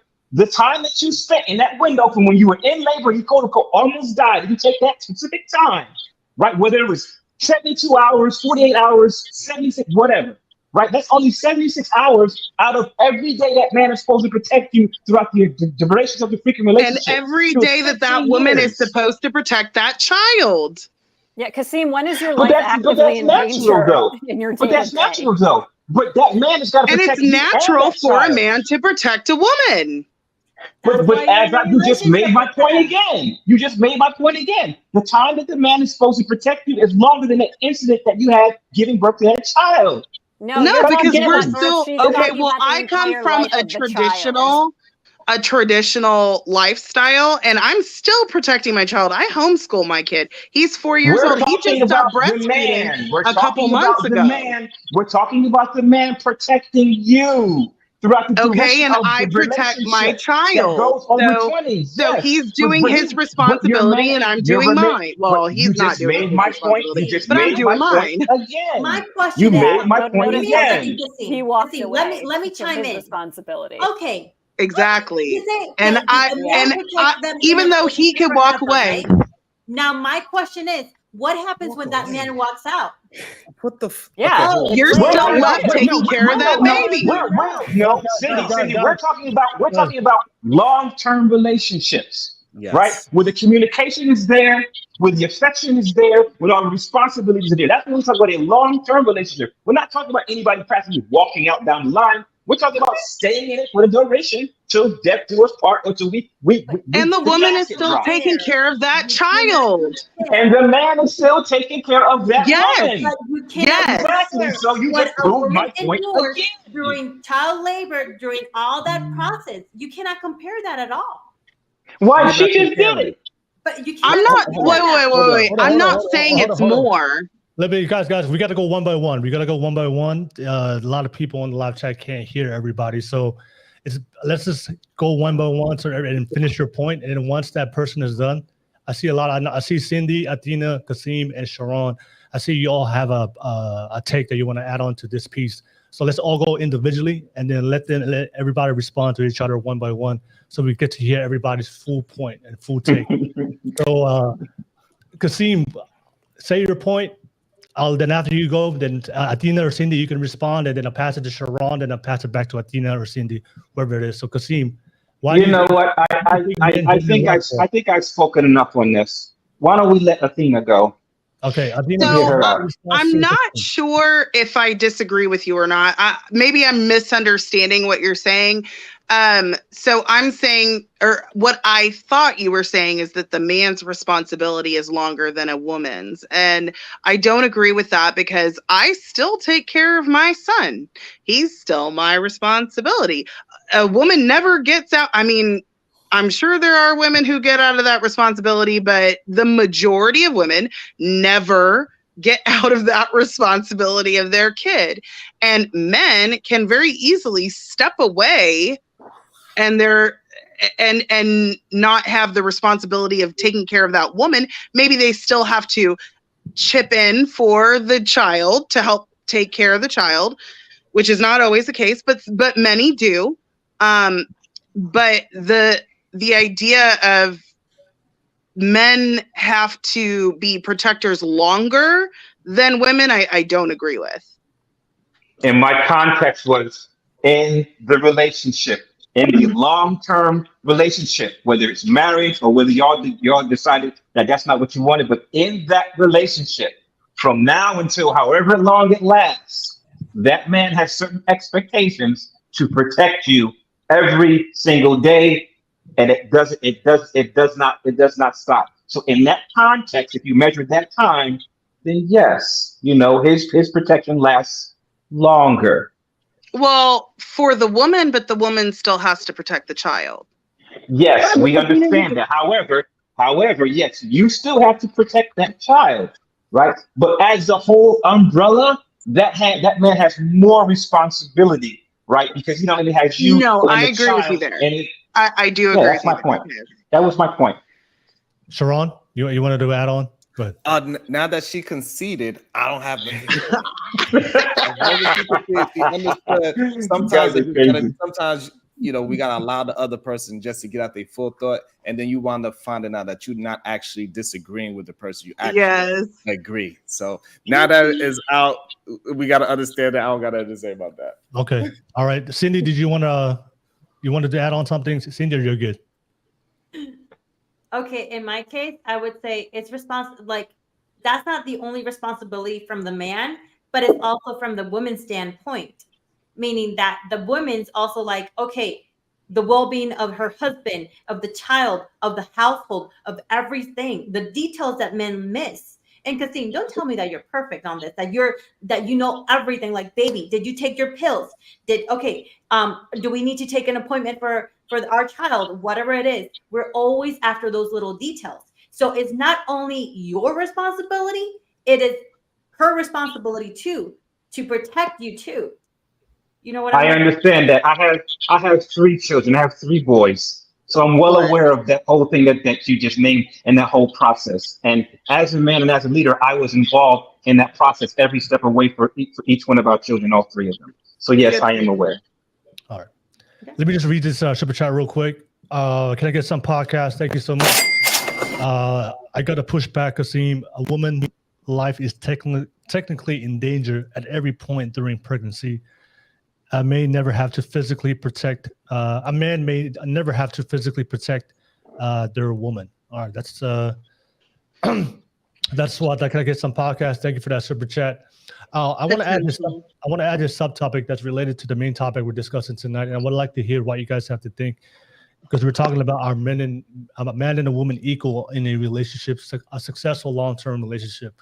One of the things I do here today I do hear a lot on social media is that the roles of a man and a woman is those roles are interchangeable. Regardless if the woman plays a man's role and the man plays a woman's role, that relationship is going to last regardless. So as we all know, women today, they're working, they're having a career, they're becoming more independent, financially independent. And I think Ashley brought up a great point. Usually the person who makes the most amount of money in the relationship tends to call the shots or tends to be the leader in the relationship generally. I'm just saying generally, right? So the conversation I want to ask you guys is, there's a common saying in the red pill space or in the manosphere that if the woman is leading the man in a relationship, that relationship will ultimately fail. A lot of people say that the only way for a relationship to work is the man has to be the masculine leader, provider, protector. He's the one making the decisions. Men are biologically built to make better decisions because we're more rational. If a woman's in that role, which a lot of women find themselves today, with more feminine men who are more submissive to the woman because she makes more money. If the woman is in a leadership role, that relationship is only temporary or a ticking time bomb. Eventually, it will fail because women tend to look for men in the same, the same socioeconomic level or higher. So if she's with a man lower than her, naturally over time she's gonna find a better man. So that relationship is not gonna work out. So I want to ask you guys. I want to ask the panel. Do you guys, if women are leading relationships today, and they're the ones paying majority of the bills, they're the breadwinner, which a lot of women find themselves today. Do you guys believe that dynamic can 100% work with the woman as the provider protector, where she pays 100% of the bills, 80, 70%? Let's just say she pays majority, over 50% of the bills. I want to hear what your point of view is. Do you guys believe that relationship is going to work out long term? If she's the breadwinner, if she's in the leadership role, she's calling the shots, and the man is following her lead, and the man is submissive to her. And there's a lot of women saying that that's possible, that those relationships can work out. But if you look at those relationships, they tend to fall and they tend to fail. Most of the relationship we look that find that work out long term are more in the traditional sense. So I want to ask first, who on this panel believes that a woman can lead the relationship and can lead the man, and she can be the breadwinner, and she can pay majority of the bills, and they're still going to live happily ever after? Does anybody on this panel believe that dynamic can work? Yes. I believe it could work. It can work, yes. Okay, so That's what both those people want. Yes. Okay. All right, so so Jamie, sophisticated, you two. Who else? I believe it. Oh, okay, Big Dog. Okay, you believe that works? Okay, so yeah, let's open up the conversation. You know, the biggest pushback from a lot of people from that dynamic is because how is a woman going to respect a man? Just give that. I think Sharon brought it up earlier. How is he going to respect her man if it's in that lower level, and she's the one playing that higher level? Because women tend to love a man that respects. That's the biggest pushback from a lot of people from the woman leading the relationship. So let me start with you, Jamie. I want to ask you that question. How can a woman respect a man that he's below her, is submissive to her? Well, see, here's the thing. You referenced in the beginning, you know, people talk about this in the manosphere and the red pill space. If you're taking your cues from there, where people are just obsessed with hypergamy and status and just thinking that money making and being able to be the primary breadwinner is just what women are obsessed with, then you're going to have a very skewed view, because that's not what I'm most concerned with in finding a partner. Like maybe that's different for the men on this panel. That's not their experience, but I don't need someone to provide for me. Like Ashley said at the beginning, I want someone who's going to enhance my life and be a true partner to me and has their own passions and aspirations where we can truly collaborate. I don't need someone to be a provider for me. I can provide for myself. I'm doing just fine. You know, I need someone who I can experience life with. So obviously it would help if they're bringing in their own income to the table. You know, like that's something that I would prefer. But again, if someone else wants to make it work, have a house husband where they provide, call the shots, that's really up to them. And just because there are insecure men out there that are scared of that, that's really not my problem. Sorry, Manosphere. Okay. That's not what I consider quality in men. All right. Thank you for sharing that, Jamie. Pass it to you, Sophisticated Jerk. I know you said you agree with that woman can be the breadwinner and be the leader in the relationship. And that relationship will still function, even if if that man is submissive to her leadership. Yeah, I think it's pretty rare. But I mean, there's a lot of guys out here that can't lead. We got to be honest with that. Everybody ain't a leader. You know, everybody don't got direction, ambition. So there's this, you can look through society, you see like different levels of everything. So I know a few myself that female's like kind of directing the household and, you know, it's functioning. So there's definitely female leaders in their very slim, narrow path, narrow group, but it does happen. Absolutely. Okay. Sophisticated Jerk, and I'll pass it to you, Big Dog Barking. Are we talking about the woman in the house making more money than the man? And yeah, she's in the she's making more money. The leadership role, yeah. Oh well, my wife always made more money than me since we've been together. She always made more money than me. But as far as leadership, I was the provider, the protector, the hustler, and everything else. She already knew it. Like I always used to tell her, like, I don't care how much your check is, I still gonna do me. I never gave a damn about her check. You can always make more money than me. I'm gonna make more money than you outside. Just like I said when I was LeBron James, you can make more money than me through your job, but I'm gonna make more money than you off my endorsements, off my hustles and all that right there. So after I get my little check from my 9 to 5 and I break bread on them bills, and guess what? All them little endorsements and hustles I got outside of my 9 to 5, guess what? That buy your designer brands right there. That take you to them 5-star restaurants. That do all the things that women like for men to do outside of pay bills and be the provider and the protector. That hustle that a man got. So yeah, a woman, just like Cindy said, she a real estate agent. I know she got bread. And her bread go to her keys and the bills and the nanny and everything else. But a guy like me will come in and I see all that, you know what? I just take her to a nice place to go chill for a minute. Somewhere where she can relax her mind and all that right there. She'll respect it more than a little bit. She would never question my leadership skills as long as I made sure she got a smile on her face. When she got to pull out her credit card, she gonna question you. You wouldn't have to pull out her credit card. Amen to that. She would never have to pull out her credit card. I'm a hustler. She would never have to pull out that credit card. Unless she got to pay bills. Now we're gonna split them bills, but as far as the things she like, she'll never have to worry about that because I'm gonna take care of that. To be honest, I think. Oh, go ahead, Ashley. Go ahead, Ashley. And I was gonna say, like, that's why I said in the very beginning, like, as a successful women, we don't necessarily need a man, we want a man. And that's just because we do want somebody who's gonna protect us. And yeah, as a woman in this generation, we do it all. Like, there's no like, hey, can you take out the trash? Like, if we have to ask, we're just gonna do it ourselves. So nowadays, like, when we're looking for somebody, in a sense, it's finding that guy who A, can protect us, who knows damn well we can do it on our own, but isn't gonna let us. Yeah, because like when I was growing up, we always valued a woman that could take care of her own business. You know what I'm saying? Just like Ashley said, we looked at them type of women like she don't need me, she want me. So anything I bring to her table, you know what I'm saying, she gonna be grateful for it, even though she could do everything by her goddamn self. That's why I said Cindy can make all the money in the motherfucking world. If I just come through with one of the little gifts she like, the little special things she like, guess what? She ain't gonna never question me. She ain't gonna never disrespect me. And guess what? If I grab her by her hand and say, we're gonna do this, that, and the third, guess what she gonna do? You got it, Daddy. None you of got it. it, Daddy. So I gotta chime in because I come from a very traditional, and I understand it doesn't work. Lord, here we go.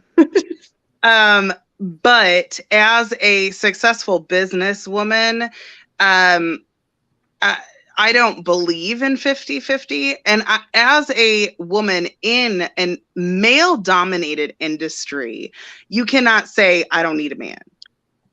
Not true. I need men to work. I cannot go out there and do it myself. A male in the construction industry can go out there and do it himself. I cannot. If I don't have workers, I don't have a business, period. So the whole idea of a woman doesn't need a man, only because society is set up in a way that women can work and provide for themselves. But in reality, men are the ones doing the jobs that women cannot do. And I'm I'm talking about relationship. Though. Exactly. You're broadening it. I'm just talking about like in a relationship aspect. At the end of the day, no matter what, women need men and men need women. It just is what it is. They both need each other. Yes. Yes, we do. Yes. We do. But just because the woman has a job and she has a car and she has a house, right, doesn't make up the sum of what men actually do and what men actually provide. And women find that out very, very quickly when they need to have certain things done by a man. And there's nothing wrong with that. 100%. That's why I said that's what we look for. Ideally, that's what we look for, though. Like, we look for somebody who's going to get us out or who's going to protect us, but not all men are like that. Yeah, we're not just looking for someone who makes more money. We want someone that is going to be like, okay, this is a few months ago I was dating this guy, and this is going to be like, for me, dating this guy and having his Jeep breakdown was like priceless. It was the most fun and unique, down-to-earth experience that I had ever had. And I mean, I love that. I don't need to go to a fancy restaurant. All I want is quality time. I want attention, and I want someone that's going to want to spend time with me. Yes. I don't care about anything else. Not all women. I think Big Dog Barking is ready to give that to you, Cindy. I'm just saying. He's like, sure I'm ready for my wifey number 2. Hey, listen. So to me, to be honest, the only way that it would work when a woman is being the provider financially is if the man was taking care of her first. So, for example, the way how I've been taking care of my wife for all these years that we've been married, and somehow she write a cookbook, and that cookbook takes off, and now she's going on tour. She's making $300 million a year. I could be a house husband because I already set that foundation of being a great leader already. So now she's not going to look at me with no slight of eye because now I am house husband 2024. That's what we are pushing, by the way. Yeah. I can respect that. No, we ain't doing that. Not sure. But wait, here's my question though. If you're watching your wife be so successful, and maybe it's just me because I do not like being stagnant. It irritates me. Like I hate it. It just irritates me. So if you're watching your wife succeed and she's doing everything that she wanted to do, writing her cookbook, and you're constantly that like 24/7 like husband at home, would you not resent your wife because you're not doing nothing with your life either except for cleaning and doing the dishes? So It depends on the man. So are you saying that men should resent their wife because No. I'm asking. I'm not saying they should. so I'm just asking. the reason Like, why I said it is because for some reason it is okay for men not to resent their wife when they just stay at home and the man go make all the money. But when the roles reverse, all of a sudden we gonna resent our wife. No, we love our woman. We are not going to start resenting anything because if she's in an industry that she turns into being an entertainment industry where you can make a lot of money for less physical labor, we are not going to resent her for doing that. But let's keep it real, Sharon. No, I don't agree with that. Sharon, you think that we would resent our woman for that? Sharon, you know, like I know, Sharon, you got men that talk about it all the time. Kasim. No, I agree with Sharon. I seen it proof that it doesn't turn into resentment. The recent one is Tabitha. She wrote a book. She's now got a TV show. Her husband been taking care of her for 20 years, and now she retired him because he was a cop, and they are okay. So we got examples of it, but you got to have a great communication with your spouse for it to work out. But you also specified that he was the provider before, and she just happened to kick off, and that's a different situation. Yes, but he already established his role in being a leader and protector and providing, and she is showing gratitude that when was she becomes Sharon's successful. original point, is it can work in that specific instance. And I agree with that. Thank you, Jamie. 100%. That's exactly what I said, and then y'all said no. No, I didn't say no. I agreed with you the first time you said it. Yeah. And then you agree with Kasim. I got my. Well, no, I agreed what he was, but he was saying something. He was saying something different, though. I don't think he understood your point. I think he was saying like a woman starting off, and at least that's how I interpreted it. Maybe I was wrong. I don't remember who said it, but there was some concern of the woman becoming resentful or the man becoming resentful once the woman is successful. But I think, Sharon, your point was if the dynamic was there that he was the leader beforehand, then the resentment won't really be an issue. Agreed. That's what I believe. And so the question is if both of them were paying 50-50, right? And then the woman starts to become highly successful, she gets a promotion, it starts to make significant increase in her salary more than the man. If that man doesn't match her salary, is that relationship going to eventually fail? That would depend. Not if they're paying 50-50. That's not a traditional relationship. I think the only people who are going to have it. That's why a lot of men and women, both men and women are contributing to the bills today. They're paying at least 50-50. Yeah. So if the woman gets a promotion or something takes off in her business and she starts to make significant increases in her salary, is that man, should that be a concern for that man that she eventually she's going to leave him or leave the relationship if he doesn't match her salary soon? Of course, it would be more beneficial for both of them because then they can actually have more trips. They can have more time for each other. They can actually pamper and enjoy each other.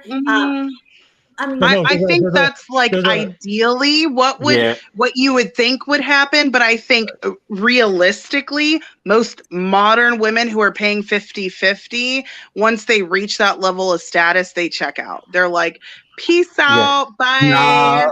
Nah, that's not true. Or they're expecting that man to come from the level that he was to at least move up, right? And he's giving a timeline for that to freaking happen.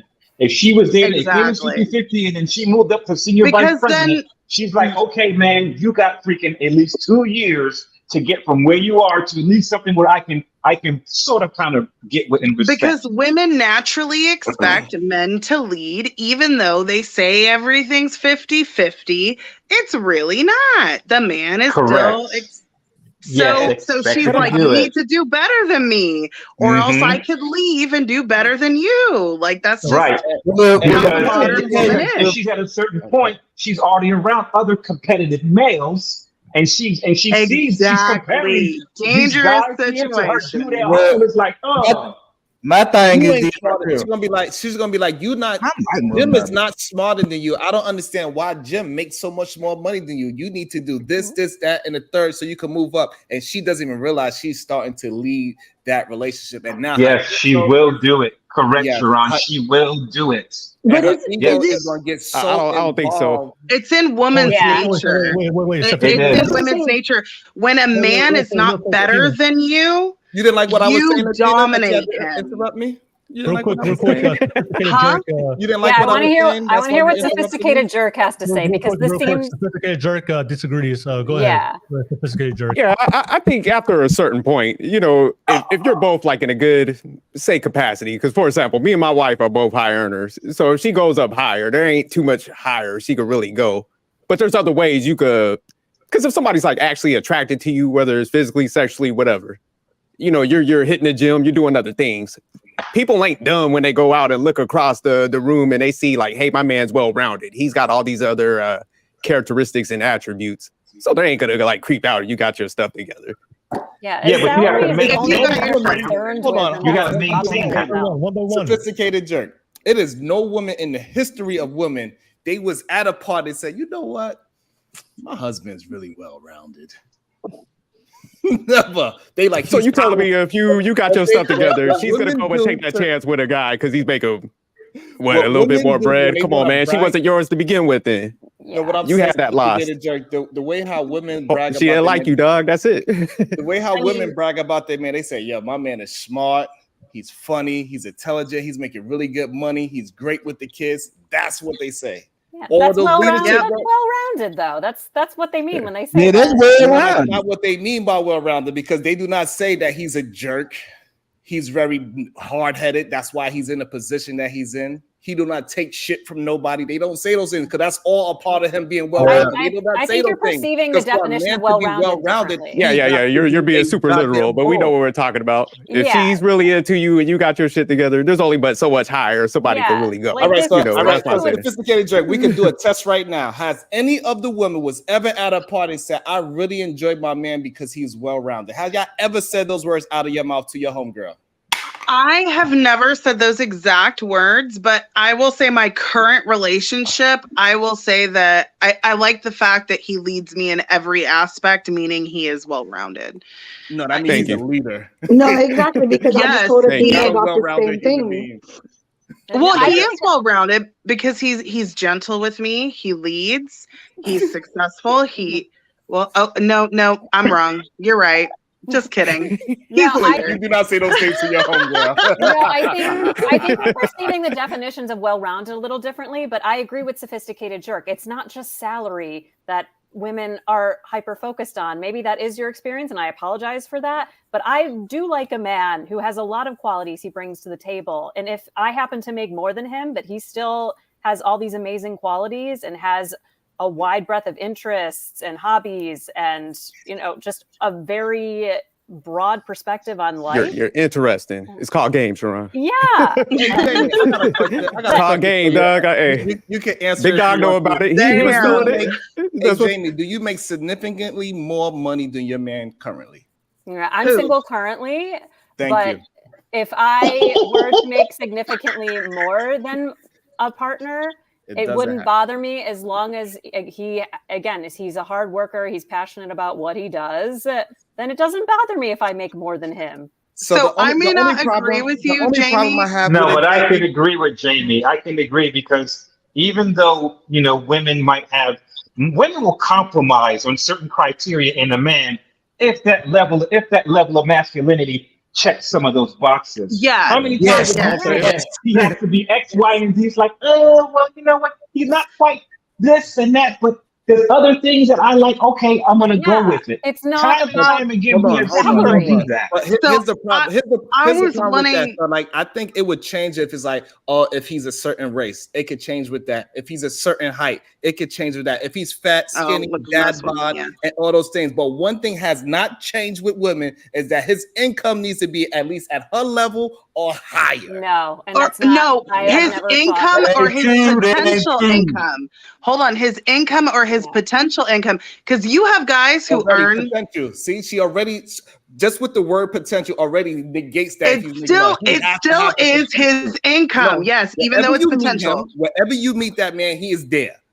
Don't think of no future 10 years down the line, he's gonna be no CEO. He ain't gonna be no damn CEO. He's gonna be a construction worker. He's gonna swing a goddamn hammer for the rest of his life, making $40,000 a year. Okay, so I know a lot of blue collar guys who are in the top 10%, and you know, in the construction industry, there's a lot of men who swing hammers who earn over 100,000.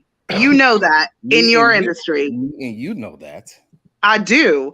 That's why I'm saying that if you can swing a hammer, we can make some money. What was your point? You know, you said that, Athena. How many women you know that you are talking to on the regular? You hear them saying, "You know what? I want me a good hammer swinging blue collar man." Well, most women aren't really business savvy, so. Thank you. This is what we talking about. We are talking about the majority of women. The majority of women are not. You know what a turn on it is for a man to grab a hammer and be able to know what he's doing. Blue collar is where it's at. So fucking. Y'all stop lying. No, I'm not lying. I'm not Blue lying. collar is where it's at. People are allowed to like different things. There's about 100 blue collar guys in y'all DMs right now, and y'all swiping right. I literally only dated blue collar guys. Literally, guys, look at female nature just blossom right in front of us. Right, all of this evidence.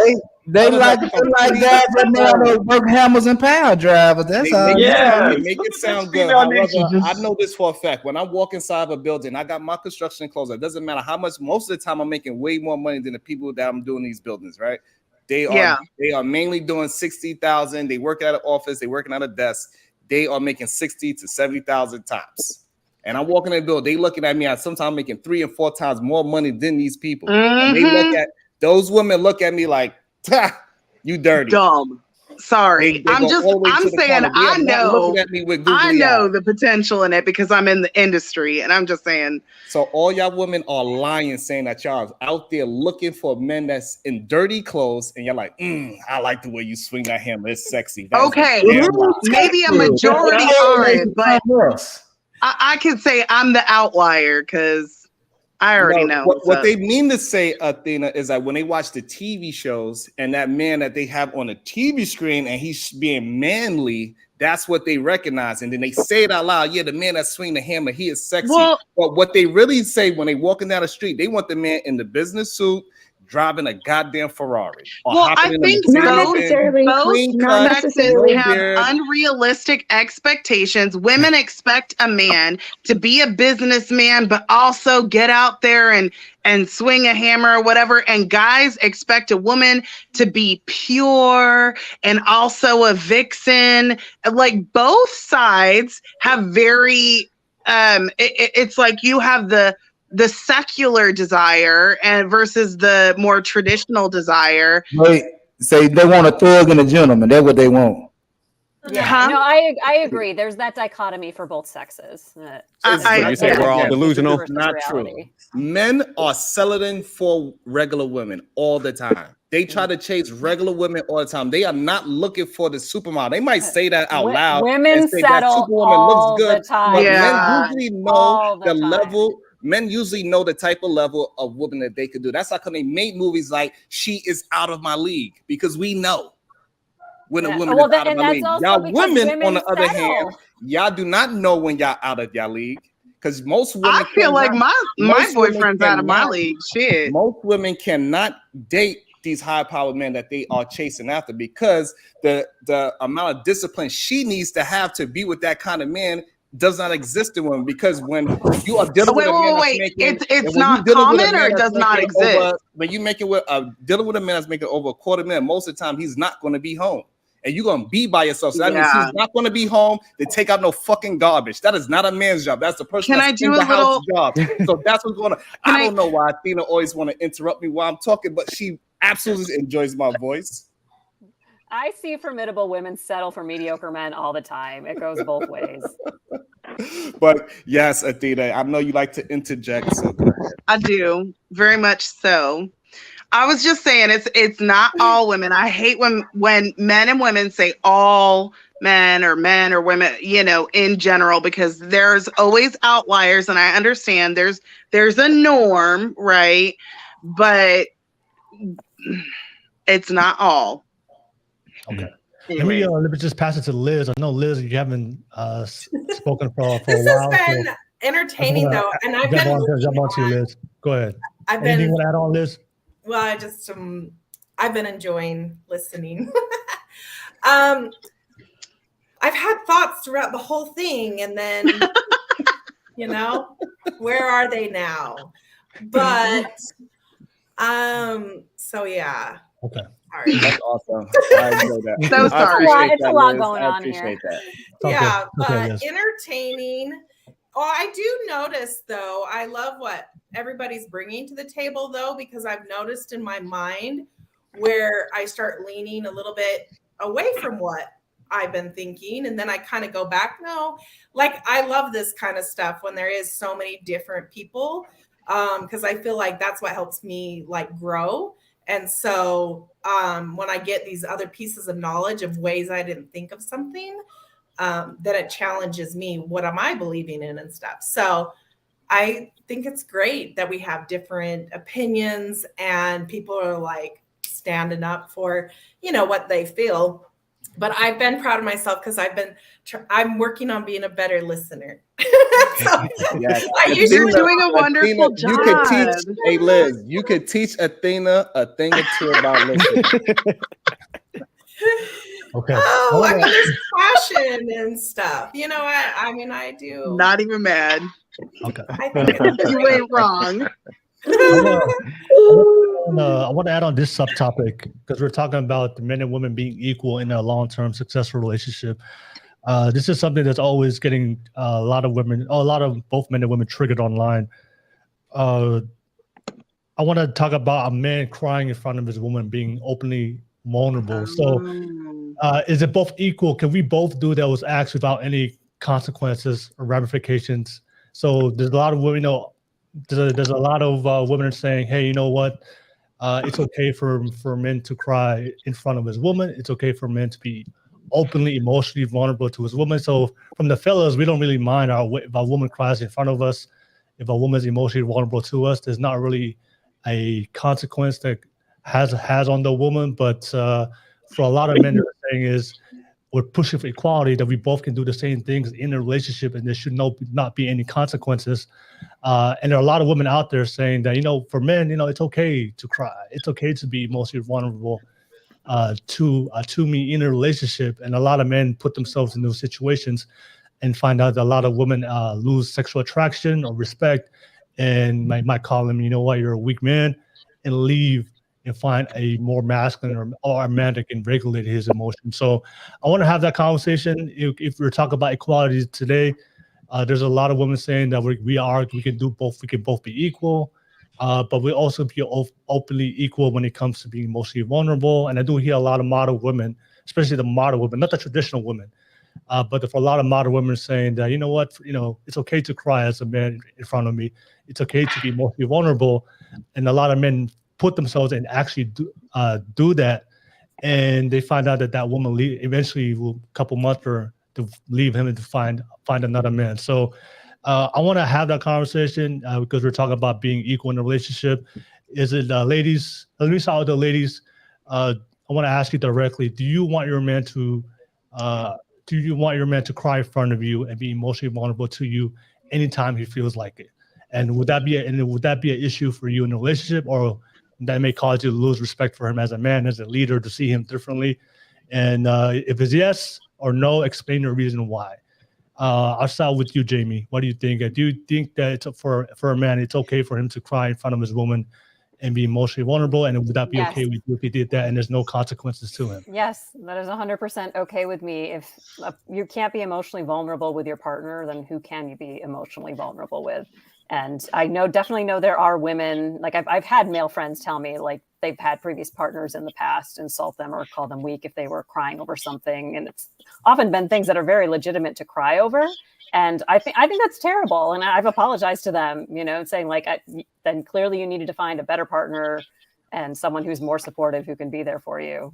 Because, again, we're talking about emotional regulation. It's healthy to cry, even for you guys. You might not do it as often as we do, but it's not a sign of weakness or being emotionally dysregulated if you need to discharge some emotion from time to time. So yes, I would want my partner to cry in front of me. I'd be more concerned if he felt he couldn't.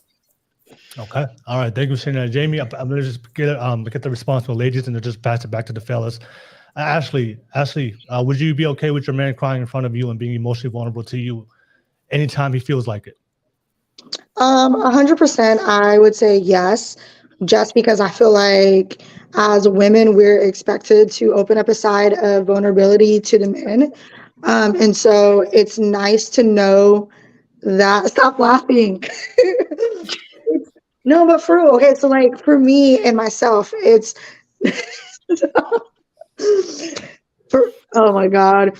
It's nice to know that like they have some sort of feeling, but at the same time, like feeling protected by a man and then being vulnerable to us are two different things. So to me personally, like if my guy's feeling some type of way and he wants to cry, like I want to be the one he cries to. Like don't be crying to nobody else. Like make sure it's me. And I want to make sure that he feels comfortable doing that with me, especially if I'm expecting him to protect me. So to me, it does not bug me. Okay. All right. Equality at its best. All right. Thank you so much, Ashley.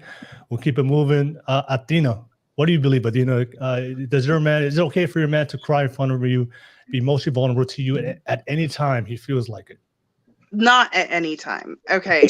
So certain things like the death of a family member or thinking that there could be a death or a severe injury, like big things, I get it. Nana passed. Your Nana was like, that was your girl. I get it. Okay. Shedding a few tears. But like, I even think like losing a job, like big, real, like life issues. But like, let's be real. Sometimes when I'm on my period, I cry because my French fries are cold. If my man were to cry because his French fries got cold, I'd be like, something's wrong with you. I understand as a woman, I have hormones that are like out of my control. And if a man cries like that, I'm gonna be like, how are you gonna lead me? I cry when my stuff, whatever it is, it's a woman thing. Like we have hormones. Men are expected to have a level of emotional stability to lead a woman. My opinion. Okay. They forgot the damn vanilla in my Starbucks. Okay. All right. Yeah. Thank you for sharing that. I'll pass it to you, Liz. Liz, it's okay for your man to cry in front of you and be emotionally vulnerable at any time he feels like it. Yeah, that wouldn't bother me. I think if he is feeling some kind of emotion and cries, that's fine. But with Ashley, you had said something about only crying to you. Why couldn't he cry to somebody else? I'm not saying he can't. Like he can go crying to his mama or a family member, but as long as it's to me. But I just meant it as not another like woman. Like he can go cry to like a family member or like a friend like that. But ideally, I would want him to feel comfortable knowing that it is okay to cry to me. Like, no, I wouldn't want to make them feel uncomfortable to where he had to hold his feelings to me, but he didn't have to hold his feelings to other people, if that makes sense. What if it was about you? And if it was about me, then the communication should be there. Like if I've done something to like hurt you, then I don't care. Like call me out. Like we're not going to learn. We're not going to grow. We're not going to do anything. Like if I made you cry, then call me out and be like, you made me cry. Like you struck a nerve. And then it's like, okay, wow. Like I acknowledge I struck a nerve. I'm sorry. Not going to let it happen again. But same thing as a female. If you're going to cry, like, and it's something that your dude, are you not going to go crying to your dude and be like, bro, like you struck a nerve. You pissed me off. I sure as hell, I am. I don't care if you made me cry or not cry, but if you did something that I don't like, I'm going to tell you. Okay. So I would want my boyfriend, who's actually sitting right behind me, How many to times do the exact same thing. How many times he cried in front of you? Never, but okay, but he like we're still in like a new relationship for one. For two, he'll tell me straight up like, oh, like I watched this movie and it made me cry. But you didn't see him do it. I didn't see him do it, but I'm still like, it still took you a lot. Like that's to me, I can't imagine as a guy, like that has to be embarrassing. So for you just to tell me like, hey, I watched Fox and the Hound and it made me cry. Fox and the Hound is devastating. That's legitimate. And you're telling me that like it made you Can cry. I chime in? Here's the thing. When it Ashley, comes to movies and video and music, I feel like that's a little different. here's the thing. All women are going to say they are not going to look at their man differently. Every woman is going to say that. However, when they see that man snot-nosed, crying tears, being vulnerable, she is never going to look at him the same unless, as Athena said, if it's a death of somebody significant in their family, that is okay. However, anything else, even if it's a job, she's going to look at that man completely different from that day forth.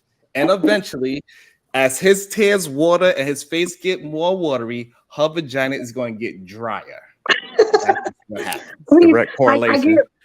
I'm so sorry you've never felt safe to cry, Sharon. I mean, I do get where you're coming from. Like, I 100% get where you're coming from, and like, it is a respectable response. But at the same time, like, in a way, like when the guy's being vulnerable with a woman, it can come off attractive too.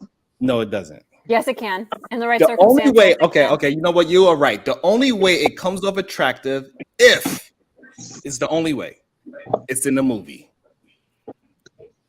No, that's not true. No, because as women, we can see a single guy taking care of his kids and be like, oh, that's attractive. That's not vulnerable. But I mean, yeah, you're right. It's not. I'm just saying. I will say one other occasion. I've seen men cry when a woman has kept her children from a good man who has not been abusive or anything. Also, in those types of situations, like that is a hard thing to be away from your kids. No, it ain't. I just feel like when men are vulnerable, though, like it opens up an aspect of their heart to women. Yeah, for sure. It's definitely been like it's been affirming for me in previous relationships where they felt like they could really be open to me with something that you didn't stay with. Oh, Jamie, you did not stay with these men that was so vulnerable to you. But that's not yes, why. you don't know it's why, but your vagina absolutely dried up as soon as he became moist. Nope. If anything, it got wetter, Sharon, and I'm so sorry you've never felt truly safe with a partner in order to be truly vulnerable. I mean, there's a difference. Well, let me ask a question real quick. I'm gonna let Yes, I would love that. Honestly, I think it's so important to be a safe space for your partner. And it doesn't again, it doesn't mean they're you guys with this whole safe space stuff. But I mean, like, if you don't make me feel protected outside and then you be crying to me, then yeah, that's gonna be a turnoff because then I feel like I gotta be the tough one for both of us. But if you're a sophisticated jerk had a question. Go ahead, sophisticated jerk. Yeah, I was gonna ask the lady. So say this guy, he cries in front of you, he's open. Have you guys ever got like mad and be like, you little punk, you remember when you were crying? Have y'all ever kind of like threw it back in his face or anything? No, I mean, because at the same time, like you're no longer making it safe for him. I would say not with partners, but like definitely with like my younger brother or stuff where he's like not crying, but just being whiny. And there are moments where I have to be like, just stop being a little punk, like suck it up, that type of thing. But if someone's coming to me, like, again, with legitimate reason to cry and being vulnerable, for me to throw that back in their face, that's just, there's something wrong with those women that have internalized some toxic shit. Jamie, if that man loses his job that he had for 7 years, he came to you crying and said, I don't know what I'm going to do. Yeah. I'm completely lost. He starts crying like a baby. Yeah. Tears and snot. You're going to just go and give him some tissue. And then later on that same day, you're going to pop it off for him. And I will be there. I will comfort him. I will not comfort. give him Would tissues. you still have sex with him that night? Oh, yeah. I would give him the best comfort sex that he needed for that night. Jamie, you're toxic. You're just jealous. You ain't Jamie's ever an got enabler. support That's like what she. that. Kasim, we can't hear you. Kasim, you're on mute. You're on mute. He's like, damn it. Oh no, he's not on mute. He's Yeah, not on audio. Can I try to talk? There's something with his mic. Yeah, your mic something's is. up with you. Yeah, something's wrong with your mic, Kasim.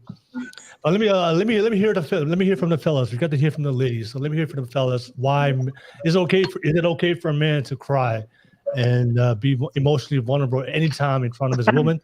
Let me hear from the Manic Genius. Thanks for the Manic. What do you think? Should a man be able to cry in front of his woman at any time and be emotionally vulnerable? What do you think? I think absolutely not. You never cry in front of your woman because it's a sign of weakness.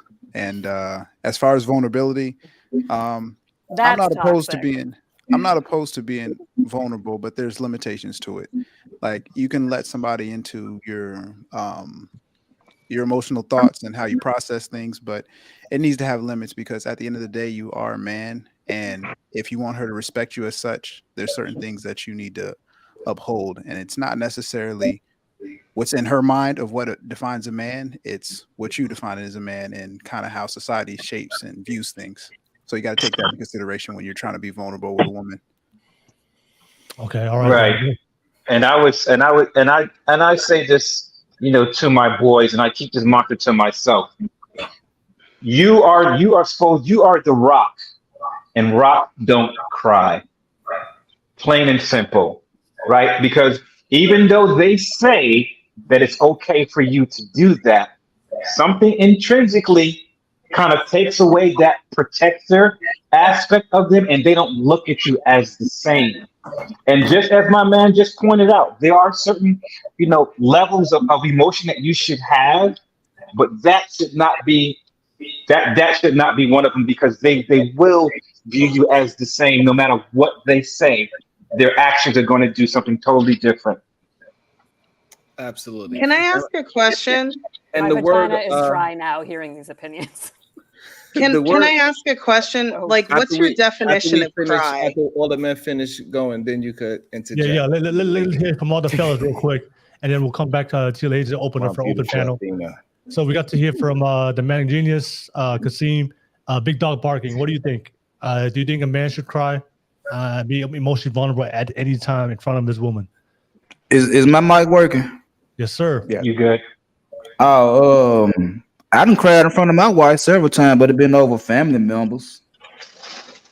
You talking about death? Yeah, death. Yeah, I cried in front of her over That's death, fine. but anything else is like, nah, I ain't crying in front of her over nothing else. Unless something happened to my kids, I might shed a tear, but other than that, nah. I don't agree with it. Okay. All right. Thank you for sharing, Big Dog Barking. Sophisticated Jerk, did you want to add on your personal opinion about it? Because I know you asked a question, but what's your personal opinion about men crying and being emotionally vulnerable? Nah, as a man, you should never be crying in front of your female. I think you need to be, seeking solutions. You need to be resourceful to kind of find out how to solve the problem. And I think a lot of times women kind of get that confused with, us kind of like seeking a solution as like we're detached or something like that. But I think that's actually like therapy for men when it's like you're productive. So that's my take on that. All right. Thank you, Sophisticated Jerk. And then Sharon, what's your take? Go ahead. Hey, you should never be vulnerable in front of anybody. Because the definition of vulnerable means a weak man in the first place, right? That means you are susceptible to physical or emotional attack or harm. That's what the word means. And nobody wants a man that is susceptible to attacks, any kind of attacks, because they want a protector and provider. So soon as you become vulnerable, you are not seen as a protector or a provider, and that woman is not going to respect you, is going to slowly walk away, and she is gonna be like, I don't know what it is, but I think is me, it's not you, baby. I'm sorry, but we cannot go forward in this relationship anymore. Okay. All right. And I want to ask the ladies real quick, and before I pass it to Dina, because I know you have a question. Ladies, if you don't mind, if you want to be honest, have you ever been with a man that cried in front of you and was emotionally vulnerable? and you decided to leave him or lost respect for him over time? Yes or no? So I'll go. I was thinking about when I was like a lot younger. I think I was like 22 when I was dating this one guy. And now that I'm thinking about it, I was thinking he kind of like cried a lot. And in that moment, I was like, wow, like that he feels comfortable to like open up to me and stuff. So I was just thinking about that. But then I look at my most recent ex, and the only time that I saw him was, or ever get teary-eyed, I never even saw him like full on cry. It was just like welling up of tears, was things that had to do with like a death, or someone really sick or something like that, like had to do with that. And now I'm like, no, this recent ex, that's more attractive to me. And then he can, if he wants to cry though, maybe cry to a therapist, because then he can get therapy.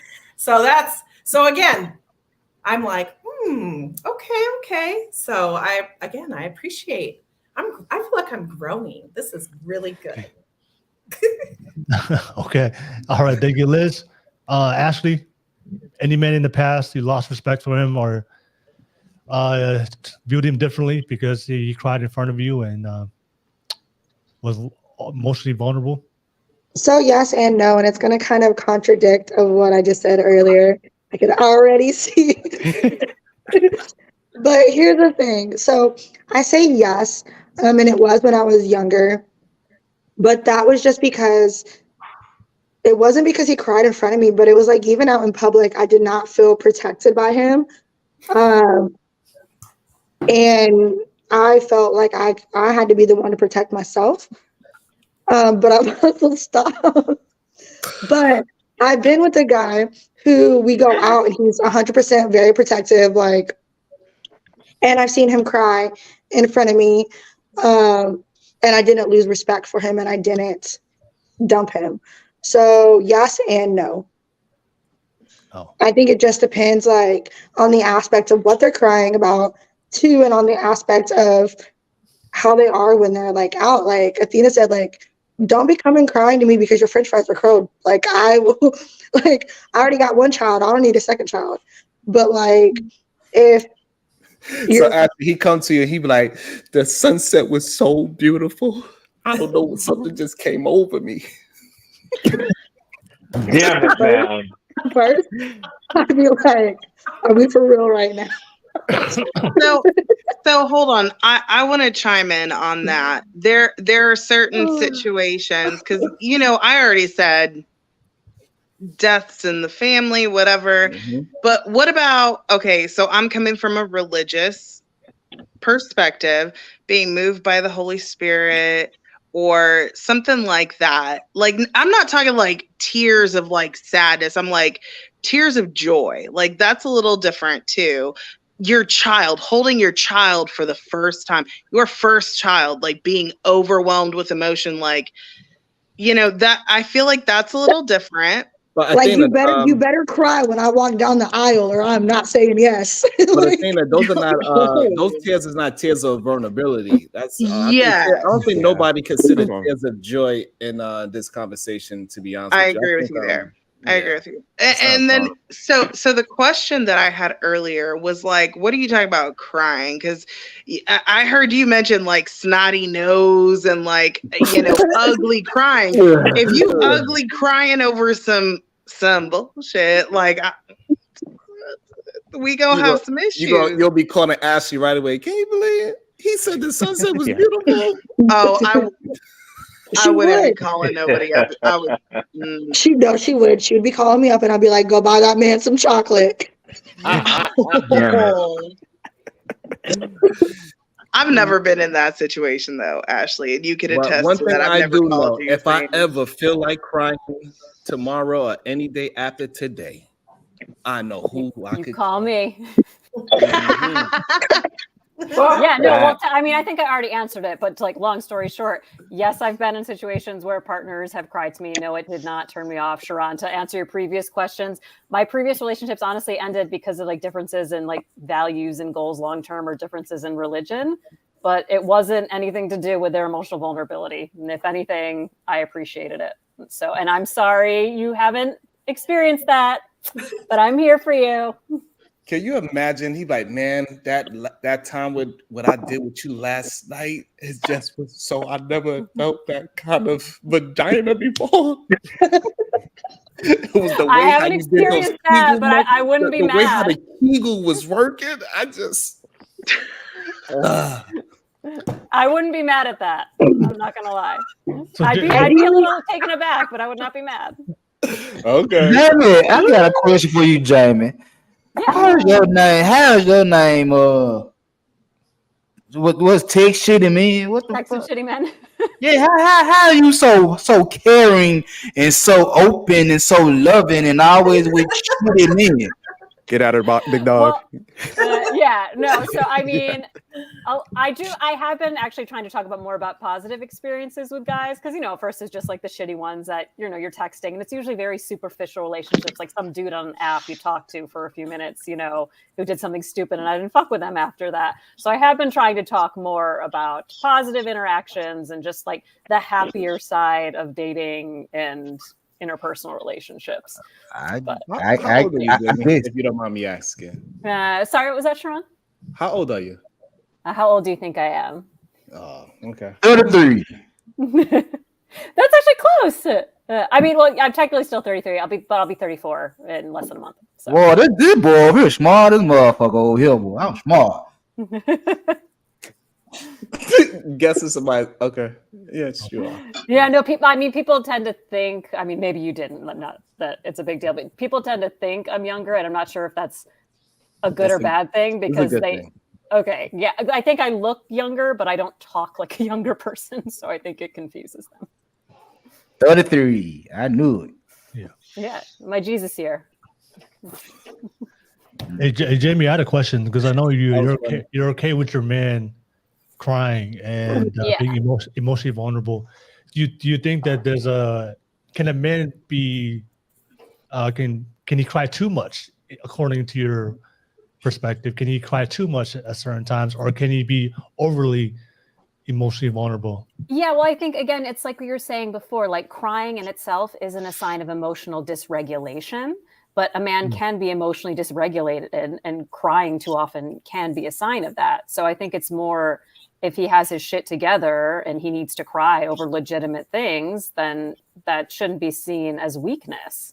But again, if he's, crying over superficial things or having hissy fit because things didn't go his way, that's a sign of emotional dysregulation, and that's not great for any man or woman, and he needs to work on himself. But I think being vulnerable when it's in a certain context is absolutely healthy. And I'm sorry to the men who haven't felt that, or they think it's a sign of weakness. But I think there's a better way forward for us all.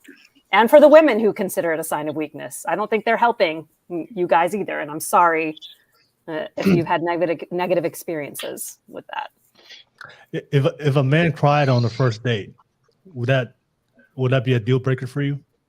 Probably, because you shouldn't feel safe enough at that point to be emotionally vulnerable with a stranger. Like that should be a deal breaker for a guy too, if a woman is crying to him on the first date. Nope. So you're gonna tell him when he's vulnerable, when he's allowed to be vulnerable? Yep. Of course he's gonna tell you. That's so toxic. Because I don't know him. He's not my partner. He's someone. She got that toxic wop over there. She got that toxic wop. She gonna go to the bathroom. She gonna come back. He's like, everything's okay. No, you just cried in front of me. No, it's not. It's not the crying. Again, it's he doesn't know me. I don't know you, sir. It would be awkward. Yeah, you're just gonna unload on a stranger. If I do that to any of y'all, that's gonna be a red flag. No, it's not. No, it's not. You want me to cry on the first date? We don't know. We're gonna listen to you. Yes. I've been with strangers cry to me. I've been with a woman and she cried on the first date. First time. Yeah. What did you do, Sharon? What was it about? I made her feel comfortable. Oh. And did you give her a second date? Yes. Okay, I guess that's a different thing though. Was it like a teary-eyed, like she's just so moved by how good No, you she were? had an ugly cry. It was full out boogers and everything. Like I knew her for years.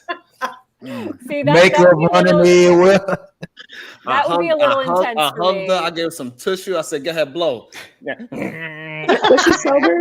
Okay. Good. Yeah, how was she Was the she next sober? night? Or was she drunk? Was she drunk crying? She was on the way to being drunk. Yes.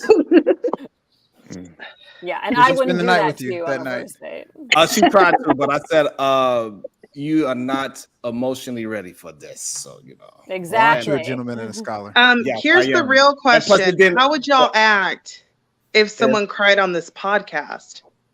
It depends on what. It depends on What what. they crying about?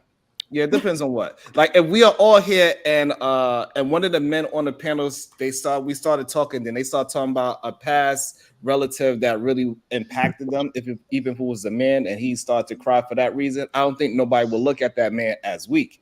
But if he started crying because we are arguing and he cannot deal with the conversation that we are having back and forth, and he cried for that, that would be a problem. Yeah, he'll I'm get with you kicked on off. that one. Kick him off. Will say he kicking them off for crying and arguing. You know how we know That's good content. This We have is to a roast real him. life reason how we know that women do not respect men that cry. When Tyrese cried, they said, "What more do you want from me?" Everybody laughed at that man. Every single man and women laughed at that man. If Cardi B was to get on live right now and start crying because she got into a breakup, everybody like, "Oh man, I understand her pain." But nobody did. understood that man's pain. I'm when he was lost. just trying to see his kid I'm that he so didn't see lost. in 3 years. What I'm saying is that when we have real life examples of a man crying of emotions because he didn't see his child, that's one of the examples that you use, Athena. People still didn't get that man respect. And I think you're right, Sharon. And again, I think that's on us as a society. Like we should be condemned for shaming him in that context. Okay, so I might be able to work with you, JB, because at least you are being honest. I can appreciate that. I keep it real. Not everyone likes it, but Fuck all that. I'm laughing at his ass if he crying over that shit again. I don't know what y'all are talking about, but Okay, there's a male celebrity. He was dealing with some trauma and he cried online. Everybody roasted him, women and men alike. And then there was a female celebrity who did the same, cried on live for a much lesser, situation, and people rallied to her support. Correct. Yeah, well, That was that's a great typical. Yeah. synopsis. I appreciate that. I can't believe me and Manic is on the same page or something. I'm not saying it's right. I'm just saying like it's normal. But let me ask the women real quick. What is something that a man could do that y'all just be like, you know what, that's not masculine, and it would just turn you off? I'll go to Athena first. Since she's Oh shit, I gotta think. That's what I'm thinking. Don't hurt yourself. right. Boy, I mean, it wouldn't be the first time.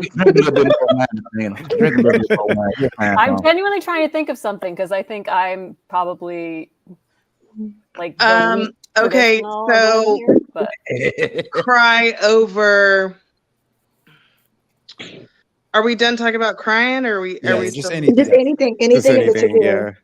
Yeah. You're just like, that's a punk right there. a guy who can't change a tire? I'm like, for real? What? For real? You can't change a tire? It's a lot of men that can't change time. Yeah.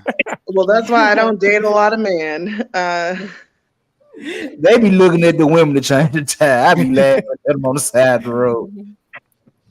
Jamie, do you care if your man could change a tire? I don't think Jamie cares. Yeah, I don't care. I'd be impressed if they could, but I wouldn't think less of them if they couldn't. You are so in tune with yourself emotionally, Jamie. It's ridiculous. Jamie, can he wear a skirt? A kilt? Yes, not a skirt. What's the difference between a kilt and a skirt? Well, a kilt is like yes. specifically for like one has male culturally. cultural. Okay, yeah. Greek people. I'm half Greek, and they kind of traditionally wear like a kilt-ish type of thing too. The No, military. no. Yes, they do. And they even have little puff balls on their feet. Greek people, yeah. In the military. I don't want to see my man in no fanny pack, no fucking skirt. No, but see, I think Are when you it kidding comes me? to that, I love fanny packs. They're so no, but it comes about it's about when you say that it comes about the physique of the man, right? If the man has a certain build and a certain physique, that kilt he would shut it down, right? So I think that's where it comes from. Shut it down. And even if he doesn't have the physique, if it's cultural, like, I mean, I have, even in Arab culture, very, very masculine, patriarchal, whatever, they'll hold pinkies with each other and swing their hands. And I see nothing wrong with it. Like, that's culturally acceptable. In our culture, we might be like, yeah, no, that's what I was alluding to in the beginning. Also, what we think is like male and feminine traditional roles. We also have to recognize that culture and society plays a large role in how we perceve that. Because I'm a y'all quarter ain't Moroccan. never dated a pinky swinging man in your life. Over here telling these people lies. You know damn well, even though the skirt is easy access, you ain't respecting it. I think it'd be more like if he just came out with a skirt one day and I just wasn't expecting it. It's more like the conversation that what would you think? What would you think if a man popped out with a skirt just all of a sudden? What would you think? He better not have a thong on too. All right, so it is something. So a skirt is one thing that y'all would look at a man differently. Y'all look at him less of a man. If you see the man walking down the street with your man just popped woman's clothing, yes. Women's clothing. Okay. A purse. Ashley said the fanny pack. Fanny pack. A fanny pack, really? I mean, Come on, that's her Liz. opinion. Liz, give us something. I see you thinking hard, Liz. I mean, I usually like manly men. So I think if they were, coming out in a dress or something, or if they told me they were a cross dresser. What about skinny jeans? If he had a nice ass. That's interesting. Yeah, come on, Cowboys. Because if we're talking Cowboys about nowadays, they're all skinny jeans. Their legs are too thick. I wear skinny jeans 90% of the time. I wear skinny jeans. Yeah, I think if we're talking about you gotta have the right physique in order to pull it off and make it look chic. Yeah. And most men have big legs. They're a little bit bigger, and it's just not a good look for them, right? But there are some men that are taller and leaner, and there's that silhouette of he can pull it. Yeah, I think it's also there are men that are more concerned with fashion. Like we got a couple really well-dressed men here on this podcast, and like for some women, you, Jamie. But for some women, they might see that as like too much, like someone who's too concerned with his appearance. They might not appreciate that. They might just like a guy who just wears like hoodie and jeans, But I will say, go ahead, guys. Okay, so like guys who get regular pedicures or manicures, they are awesome. I can give them a manicure or pedicure, but if they're going out and getting manicures and pedicures, why not? That wouldn't bother me. Hold on. That is a part of grooming. Go and get a manicure, pedicure. Go and get a haircut. That is a part of a groom. That's what I can give him a pedicure, but no. You are not. Listen, my time to groom myself is my time. That's how I meditate. When I'm at the barbershop, I'm talking shit. And that doesn't make you any less of a man. When I go to my goddamn pedicures, I'm trying to talk shit to her in Chinese. So no, you are not going to ruin my time with my goddamn whatever they are called. Unattractive to me. Yeah, exactly. To Athena, that's unattractive, but to Sharon, that's just a part of keeping up your maintenance, keeping up your style. And no one's right or wrong. It's just what we like, what we prefer. It doesn't make Sharon any less of a man. And that is one thing, Jamie. I agree with you. We are not going to shame men for grooming themselves and keeping absolutely themselves. Agree. So, Jamie, you and I do not agree on a lot of things, but one thing I can agree with you on is there's different strokes for different folks, because there 100%. are people who believe that they are a couch and they want someone to sit on them, and there is somebody who will love them. Wait, what? Blows my mind. There are different strokes for different folks. There's all types of people out there in this world, and it is mind blowing. Yeah, there's I know it's a good question. I got on this panel right now. How many men go and get manicures and pedicures? One. Wow, big dog barking. Look at you. Just I do it. But his wife also takes care of him, so you know. I cut my own. This is the thing, though. I cut my own hair and I do my own manscaping, right? But as far as my nails and my feet, I have clippers in the bathroom, and I do that. I do that myself. I don't go. But that's not getting a pedicure done. No, absolutely not. I want that Chinese lady to rub my hands and my feet. I mean, just because I'm gonna do it, my wife like my fingernails done. Just you know what I'm saying. I do it because she like my fingernails done. That don't take away nothing from my masculinity because my wife like my nails done. Yep. Well, I know why she likes your nails done. Yeah, why she like my nails done? The thing. Go get your shot in. Go get your shot in. Athena, what did you want to ask me? I wanted to ask. Well, I don't remember after that remark. I'm just saying. I think about the manscaping and doing my own nails and hair and stuff like that. You don't want to get. Oh, would you go and get it done? No. Okay. See, that's what I'm saying. And why not, Kasim? Why you would not want a nice Asian woman to rub on your hands and feet? Because just the visual of I consider that things that women do. Just the visual of me sitting at the chair with my feet in the water, and there's majority of women, right, around talking and cackling and doing the same thing. For me as a male, I would not be very comfortable. You know what, in that Kasim? environment. Our first hanging out, I know where I'm taking you. No. I'm with No, you're not. No, but No, here's you're a not. question for you, Kasim. Here's a question for you. If it wasn't Yes. for the external judgment, like if you weren't in a room full of mostly women and it was just something like you could do for yourself, wouldn't have to worry about anyone else's opinion on it, is it something you would do? No, because I'll still have that from my experiences, from what I've seen, I would always have that correlation. So no. So real quick, if there was a gentleman's club, only men, and girls dressed in sexy outfits, and they did your toenails and your manicure, would you do it? Yes. No. In a heartbeat. Yes. In a heartbeat. That's a business idea. No. You got to get on that shit. No, I was literally thinking about it. I would not do it. No. Next week there will be one out here in Texas. But my thing is though, what y'all fail to realize when the man go on the nail shop and a bunch of other women, and you a single dude getting your nails done, that's so attracted to no women. To watch a man go get his fingers groomed with that clear So would polish. you not go get a massage? As a man, would you not get a massage? What I would say to this, Kasim, is that it's not like the hairdressing. It's not like the hair salon, like where it's just a bunch of women just talking and cackling. That doesn't happen. Sharon, you could give your best performance. You would never convince me.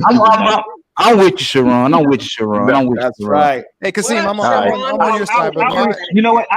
Y'all do that. I'll wait in the car. I'll wait in the car and I'll clip my nails with my clippers and I'll put them outside. I'm telling you, you're missing out. When you look at your hands, when you look back, you're like, damn, my hands look great. Hey, but it's not always a small Asian lady. I've had a lot of Asian dudes do my pedicure and manicure. Hey, listen,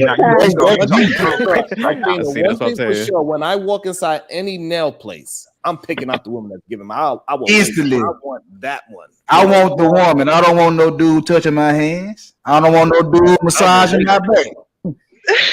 Hey, different strokes for different folks. Oh, you'll take the man? No, I'm not taking the anything. I'm not doing the manicure or pedicure. I do cut my own hair, and my reason is not necessarily for what other people think. My reason is time management, and I don't see the benefit for me personally, to have my nails looking a certain way when I could just cut them myself, or my toenails cut them myself. And I play sports, and I play sports too. So, you know, my feet get stepped on all the time. So Relatable. 5 to 10 minutes. Yeah, y'all sound crazy. Y'all just sound like y'all never did it. Listen, I'm telling you. I used to get my nails done, but something about the way how they rub your feet when they put that salt on it, man. I tell you, that it exfoliates. Now I'll go to a nice spa. Well, that's also why I'll go to a nice spa for like a massage or something like that. But no, I said exfoliate. A spa just rub you down with oil. You need something to take that oil off of you. No, there's Korean massage places that do nice specifically exfoliation, but I would not be attracted to my man like going there. I will do it for him. Another woman's not going to be putting her hands on him like that. You just don't I want will another woman pamper touching her man. him. That's all that I will is. Sound like a hater him. over here. She just don't want another woman touching her man. That's all. That's all that is. Facts. You ain't gonna jump. You ain't gonna bust nothing. You ain't gonna fight. Oh, fight. Yeah, Ashley, be You quiet. ain't gonna do it. You ain't Ashley, gonna be quiet. Oh, Ashley, she with the shit, Ashley. I fight for a living, and when I say she'll jump quicker than me, y'all she'll some jump country girls. Y'all some Hold country on, girls. Y'all Ashley, really what you look mean? Ashley, hold on. What you mean? What do you mean? You do what for a living? Yeah. Yeah, I what? run 3. Yeah. I run. You heard that right. Yeah. So I've been fighting for 5 years, and I run 3 kickboxing gyms. Oh, you kick ass. Mm-hmm. But when I'm telling you, Athena will jump. Don't even wink at her, dude. Are you a Don't professional? wink. Do what? Are you a professional? Like you had a professional record and everything, or? Oh no, I ain't nobody gonna hit me in the face because I'll no, nope. No. Nope. So, Will, could I ask another question? Because tying back to the relationship dynamics. Yeah. What is y'all like ideal relationship like structure that you would want? Because, for example, I'm me and my wife are 50-50, but what would you guys want to do, like in y'all like relationships, if you were about to jump into one? What would be the ideal setup for you? I'll go. I'm traditional. Currently, Liz. it's all me. 100%. Okay. What were you about to say, Liz? Oh, I was just gonna say that in my perfect scenario, I would love to be at home and take care of the house and the cooking and all of that. And then my man's making the money, come home. Like I would want, then I will take care of him there too. Like I would love to be able to do that. Like I work like 80 hours a week. I've never been married. I've been in relationships, but I've just been working and working and working. And honestly, that's my ideal. You know, if I really fully wanted, I would love that. I have always wanted that to be taken care of. And I take care of them as well in our own, whatever our needs are. Yeah, but you know, I'm still single and I'm 43. So it's like, but who knows? Where do you live? Salt Lake City, Utah. But I have 2 single brothers. So that just saying. There's like, I think it's 2% in Utah or something like that. What's 2% in Utah? Like the Black community. No. Because I just usually only date Black guys. Oh, okay. And You're Utah, the whitest state, girl. Yeah, you're the wrong state. I was born and raised here, but ever since I saw Boys in the Hood when I was 10. Oh, you was in, huh? Was it Doughboy or Trey that turned you on? Which one was it, Doughboy or Trey? Or Ricky? Which one? I'm dead. I died. Bury me. Liz, All right, do you have any Jamie. children? Say that's I masturbated to watching that. Wait a minute, now. Hey, Liz, Liz, you do you have having any children? problems, you just need to just go After down hours to Brooklyn. conversation, masturbation. Just go down to Pretty Brooklyn, late. go to East New York. You have no problem. Man, fuck all that. Fuck all that. She come down to Memphis. Somebody gonna scoop her up real fast.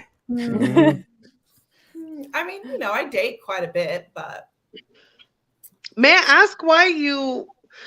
I'm always curious as to women who have a preference on a specific race. I don't feel safe around white men. White men are entitled, so I don't feel safe. And I feel safe when I started dating a black man.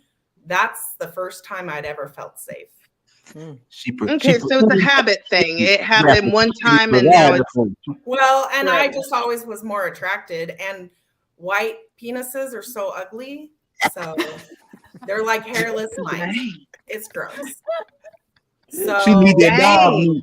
She like that dog meat. She don't want that white meat. She like that dog meat. once I'm telling you, my world changed. World change. I'm sure it did. Never try to We help literally that. didn't go Try him back. again. That's wild. Anyway, We that's appreciate you, Liz. But Jamie, what's your ideal situation or structure for a relationship? Yeah, I mean, I would like, I think, a relationship where, you know, we both worked and had, you know, goals and passions outside of the home. But, you know, I would like to have children also. I wouldn't mind, you know, taking a step back from work, at least like while they're young, to birth them and nurse them. But, you know, I also would want to keep working to some extent or go back to it at some point, just because, you know, that's what keeps me. Like, I wouldn't want to be, I don't think I'd want to be a full-time homemaker, because I think I'd just feel stifled by that. But I would want to be there for my kids. And I would want also my partner, you know, if there's chores we prefer, you know, I don't mind doing like cooking, cleaning, but as long as I know that he's there to have my back if something does fall through or I am dealing with something else, you know, he's there to pick up the pace. And also that we're not constantly keeping score, you know, that, you know, we can be attentive to each other and each other's needs and recognize like, okay, he's clearly dealing with something right now. What can I do to make it better, alleviate his burden, take out the trash, you know, or if he sees that I'm busy with something that you know, he can pick up the slack a bit. I don't think it has to be, like I said, it doesn't have to be 50-50 all of the time. You know, we can have certain arrangements based on our own preferences. It's hard to tell in a hypothetical situation, but I'm all about communication, whatever works for the both of us, as long as we're willing to put in the work and we prioritize the relationship, prioritize each other, then I'm flexible. Oh, okay. How about you, Ashley? What's your ideal like structure? For me, I feel like it's pretty, I don't know. I don't know. I gotta type. It's so bad. It is so bad. No, we're not Just asking make about sure that. homie in your house is your type. I don't want you getting into no trouble. But he's not asking about your type. He's You asking better about make what's sure the you perfect- describe your man in the house. Like that's your type, right? Oh, Was he's he's saying the playing. ideal He's on a relationship? video game. Oh, But, he's okay. not, but actually, he's not talking about your relationship now. He's saying what would be your perfect situation, not Yeah, your So- ideal. So for me, I don't know. I feel like I'm pretty simple. I want somebody who I can be a big kid with.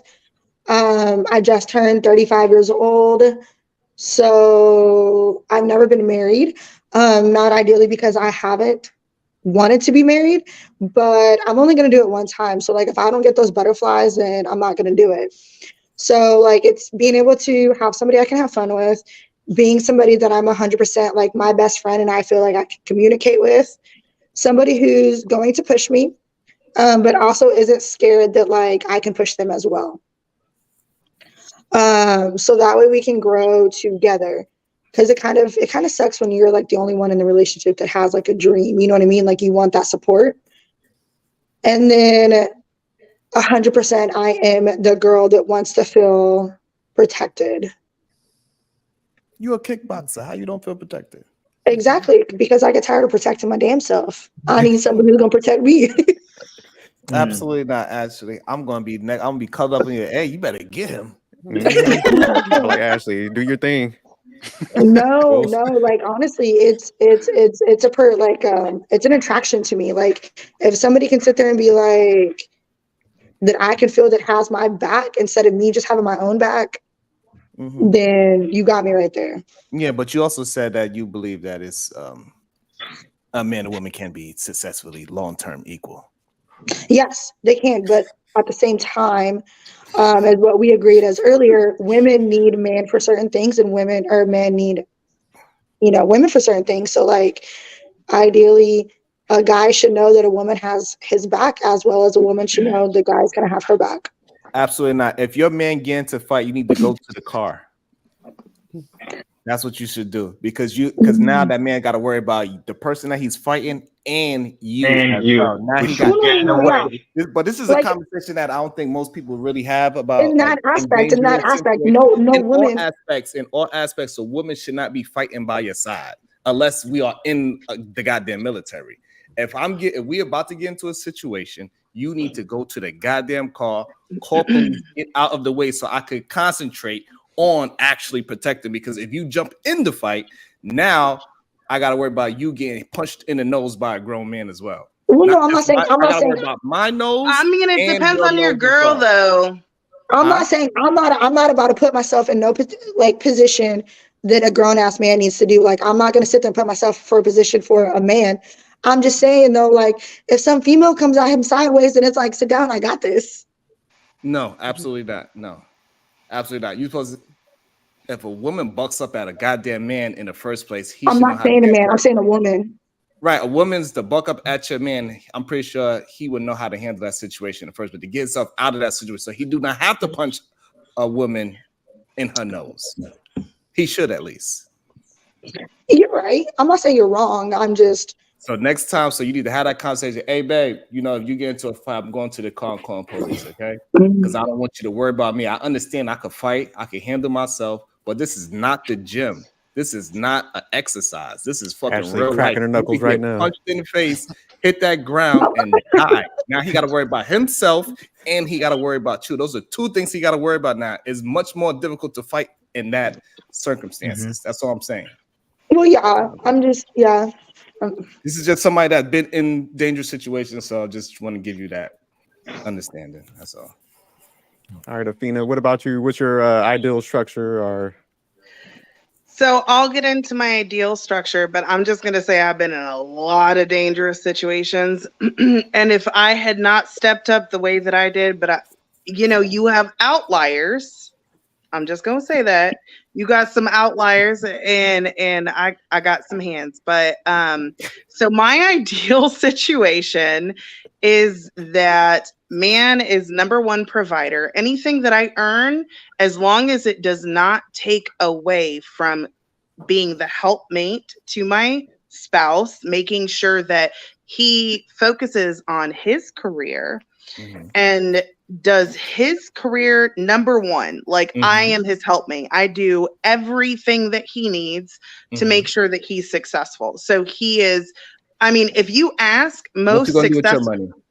Yeah, that's why you're working right. What are you doing with your money? Because we got that part. What are you gonna do with your money? We want to get to that part. With my money. Yes. What are you talking about? No, that's what you started the conversation with. You said everything is to the man. He's gonna provide 100%. However, you still gonna make money. And now when you start making your money, as long as I am making sure that he is reaching all of the goals, anything that I earn extra, that's for fun. That's for fun or savings and planning for our future. Like, okay, so the things that I ideally want is like, 102-acre homestead farm off grid, no access to like the rest of mankind. To be I think that if we are together, I'm doing 100% of bills, and you find a way to sell your homestead book and it's making $100,000, all of that $100,000 goes to me.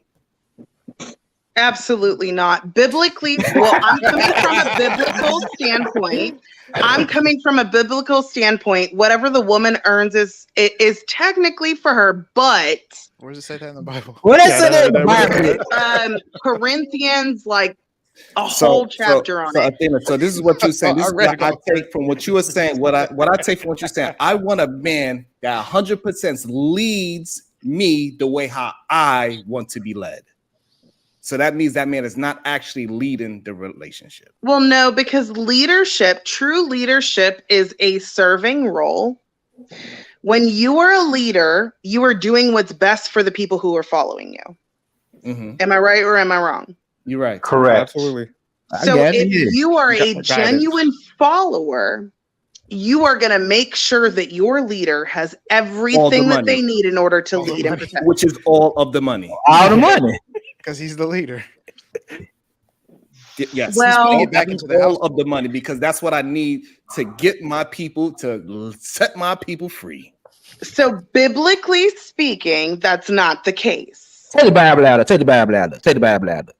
Yes, it is. No, I wish Amy was here. Amy has been invited. She knows all the scriptures in the back of her hand. But essentially what it says, the man provides, right? Mm-hmm. If a woman earns extra in her free time, it's for her own security in case her man dies or just up and leaves or whatever, right?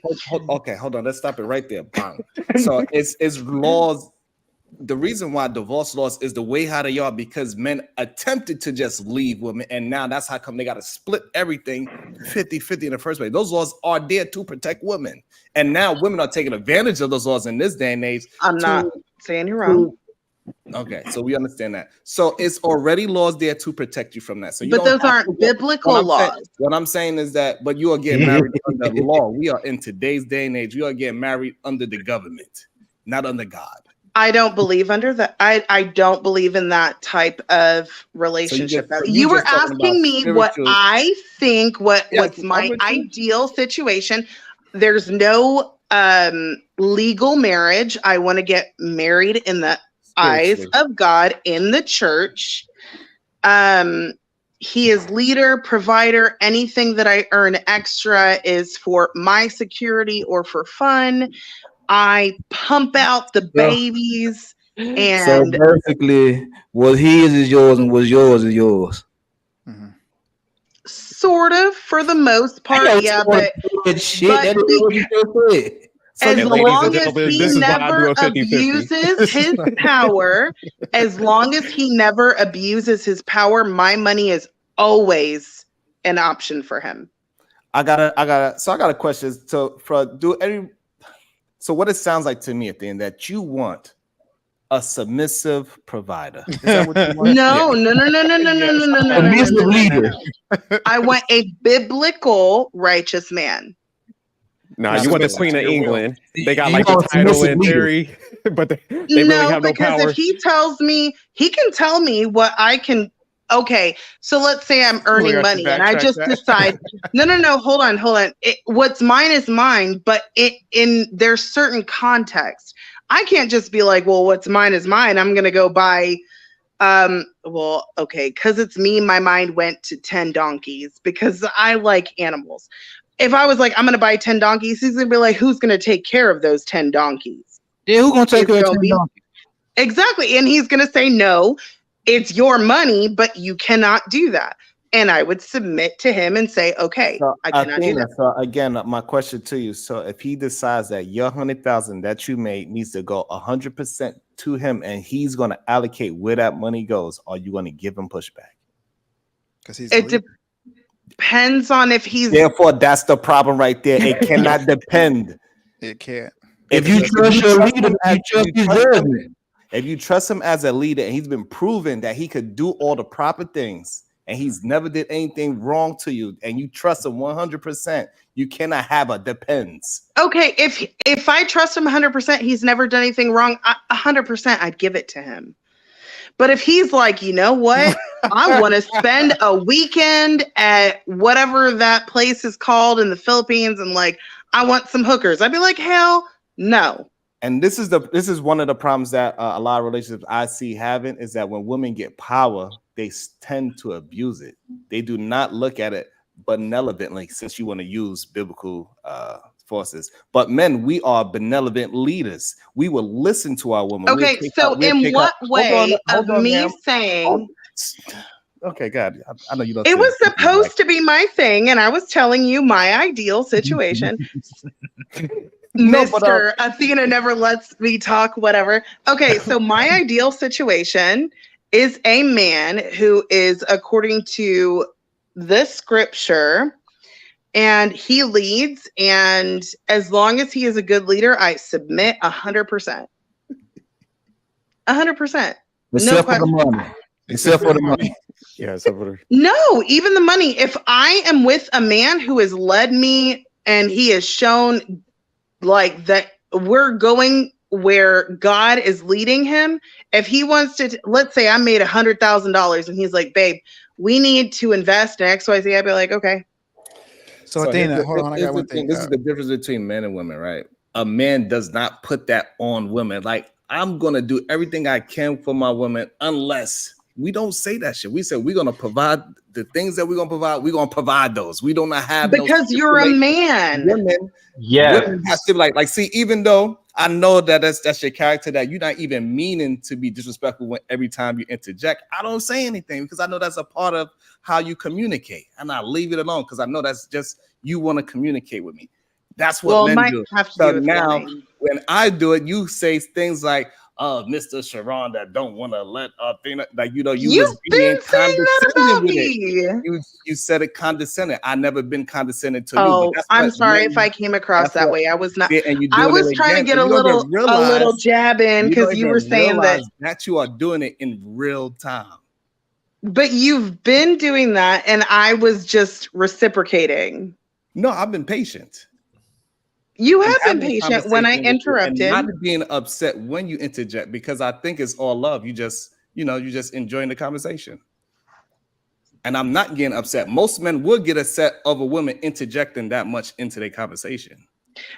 And I'm not disagreeing with you, but I'm saying when I was trying to explain my perspective, you also interjected, and I jokingly, just if it did not come across as jokingly the way that you jokingly did with me, my apologies. I meant it to be jokingly. That was my intentions. I understand that. We are both in agreement at that point. Yeah, I have a question I want to ask the fellas. So based on what the type of man she described, I want to ask the fellas, and just want your honest, objective point of view. Did she describe a masculine leader, or did she describe a submissive leader like Sharon pointed out? I just want to hear from the fellas. Submissive leader, somebody that's gonna lead according to Athena. Facts. Okay, so Big Dog said submissive. No, leader. Because I don't get to decide what he does with the money. Let me just get from the fellas. So I just want to hear from the fellas with their feedback. What about you, sophisticated jerk? Was it in your based on what you heard? Do you think it was she was describing a masculine leader or a submissive leader? Definitely a submissive leader. Submissive leader. Okay, yeah, absolutely. Kasim. I'm like this. I've been used to doing 100% all by myself for a long time. Right? There are certain things that I look for. I do not expect her, right, to contribute a significant amount of money from her personal thing to finance the house or finance the lifestyle. I am completely aware that most women think that way. If she is providing me certain attributes like, willingness and cleanliness and femininity, and she creates peace in this house, that's okay for me, right? Because I'm going to be moving forward regardless. I'm not worried about her money and what she's going to do with it and me missing out. I'm not worried about that, right? Because I have my own, and I've always had my own. The only thing that I require is for her to have some peace and some femininity in the house. Whatever money that she has, she can keep that. I'm not worried about that. That's biblical. Okay. That's biblical. That's my take on it. I never worry about my girl's money and how she spends her money. I'm not. As long as she's bringing me femininity and peace and things like that, and there's a good vibe in here, And Whatever. Kasim, That's hold on. exactly Hold on, why let me just say I something. said. Let me say something. To No, Kasim real I quick. want to finish Well, because I said Would this. you? I said let- as let- long let- as I am Would you taking stand care of my man and Manic. making If you were sure married? that he wants Manic. for nothing. Let Manic go ahead. Manic. Yeah. I've been in this relationship for over 10 years, and that's just how it's been, Mhm. my friend. Yeah. No. So Yeah. okay. So you don't plan to get married to this woman? No. Okay. No. That's When we perfectly first fine. got together, it was because I was already married before, and I got divorced, Uh-huh. and I spent some time by myself, right? And then when I was finally wanting to be in a relationship, when we got together, we both said, "Hey, listen." I said, "Listen, I have 3 children already, right? I do not want to get married, right? And I don't want to have any more children." And she was like, "Hey, like, you know what? That's the same thing that I want. I don't want to have any children, and I don't want to get married." Right. So then we started dating. She was living in one place and I was living here. And she came and then I said, "Hey," I was like, "You know what? You have the option of staying here, with me. I'll continue to take care of everything. All I would like for you to do is just keep the place nice and add your feminine touch to it." And that's just how it's always been. And it has been successful. I am Yeah. Okay. at peace, right? I don't have any quarrels, any arguments. We live in harmony. When we're out together, people can see our light and how we radiate love because they compliment us all the time. Like, "Wow, you guys are a really nice couple." You're right. So for everybody, that it's different. I don't watch her pockets. I don't look at her accounts. I don't care about how much money. Wait a minute, let me finish. I don't care about how much money that she makes because that is her money. It's not any of my business. And what I do here in the house, she doesn't really worry about that. That's none of her business, and it works perfectly for us. However, For some Kasim, the individuals, that might be. I'm sorry. No, for some other individuals, depending upon what their traditions and what their standards are, that might be out of the way. But that's okay. Sometimes I look at those men, it's like, oh, really? Like you really so scared of her putting in all this work that she's gonna take something with her when she leaves? It doesn't bother me. So, but the conversation that we was having was not about your personal relationship. The conversation was about if this woman was making 100,000 and she's being submissive and feminine and friendly to you, it shouldn't be a problem if you see that you could use the money and make your life go further. No, that's not what he said, Sharon. Sharon. Exactly and I agree with you. That is not what he said. That's not what he said, Sharon. That's not what he said. That's not what who said. That's not what who said. That's not what I said. What the host said. That's not what he said. You're adding your own context and that's to why it. I disagreed. Hold on. We must be. No, he was two asking us if we conversations thought it at was the a same submissive time. leader. We must be having 2 conversations at the same time. And I said, no. I said that's a masculine leader. And then I gave my context as to why I said it was masculine. Why it was masculine based upon my experience. Well, yes. Yeah, I so think let I already me. said my point. Yeah, go ahead, Manic. Well, then I Go ahead, disagree. Manic. That is not a I think it's masculine a leader. submissive. Yeah, it's definitely leader. submissive. That's the A masculine leader isn't going to be providing. From what me and Athena was going from with the conversations that, and then he asked the question, what Athena is asking for is a submissive provider. Athena is absolutely asking for a submissive provider because she's not willing to give up her money to the man that has better leadership skills with the money. Why would he need anything But of that's the mine thing, if though. he is a leader? Because he's the leader. I'm not asking her for that, right? I'm not asking for her. I'm not asking her for her money, right? At all to contribute. And that's how I run my thing right here. Yeah, no, Kasim, right? And my thing, Kasim, it's a little different. Like, I think you're putting your personal situation into. And I said that to give context to the masculinity of why I said yes. Exactly, but I'm saying your situation is completely different, brother, because you are the one that's already has this established. You have dictated that this is the situation that it is. She's saying that she's going to come into the situation and she's going to tell him how it's going to be like this. No, now, if whoa, you guys, whoa, no. That was not my intention. If that's how it came across, that was not my intention. But that's exactly what you said. You said, "Hey, this is what it's going to be. I'm going to be the one." No, I said my ideal situation was a provider man, just like he said.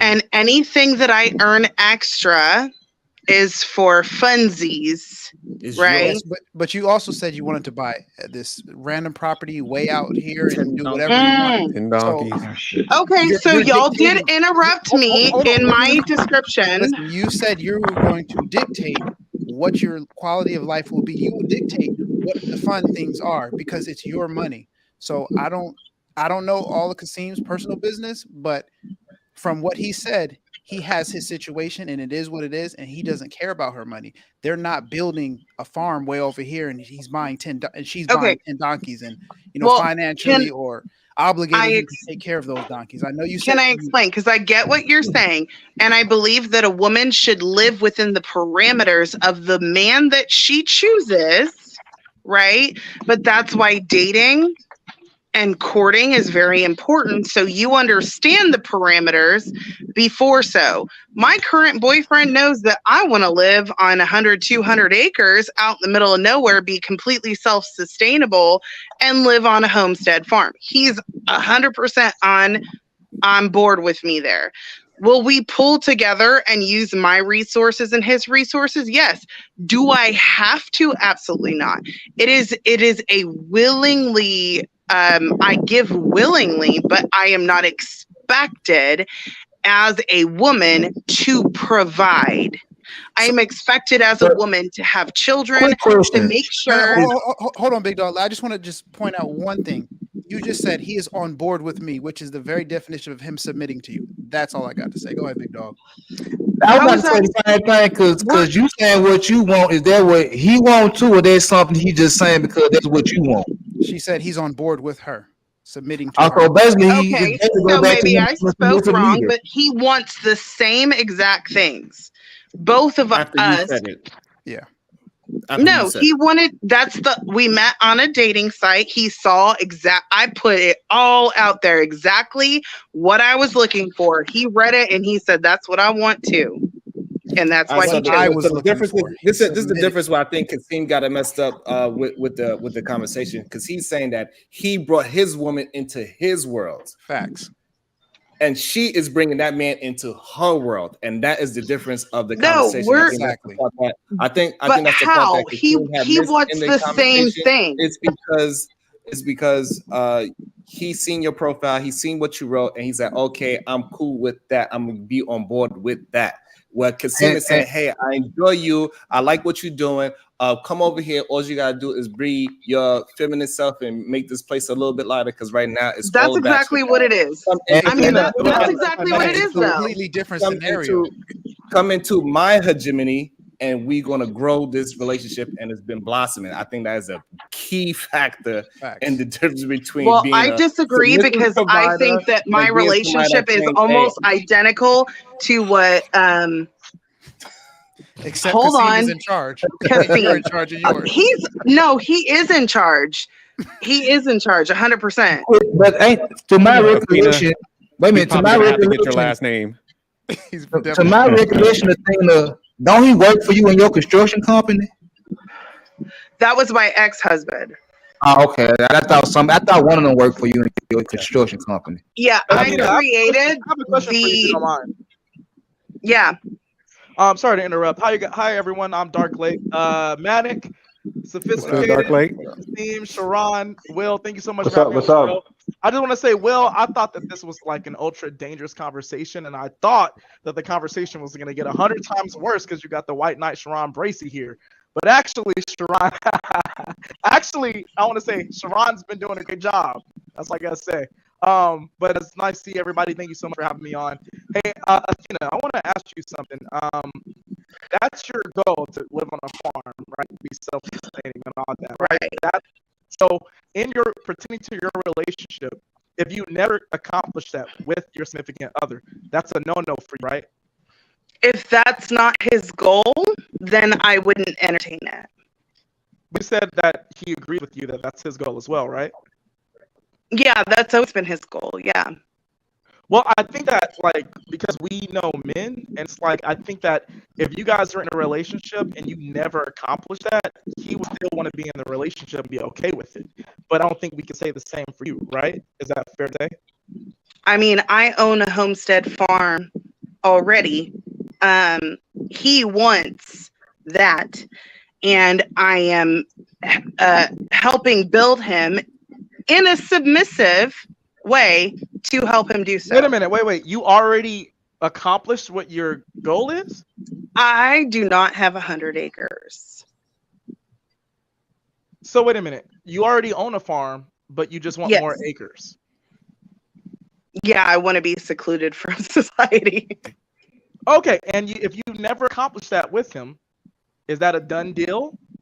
Like, No. if you envision yourself always being with him without accomplishing that? No. If it doesn't happen, it doesn't happen. Like, when you choose to be with someone, you can have goals. It doesn't mean if he doesn't meet that goal that you just peace out. You know, let's say he gets, oh, God forbid, knock on wood, hit by a bus, and I'm taking care of him for the rest of my life.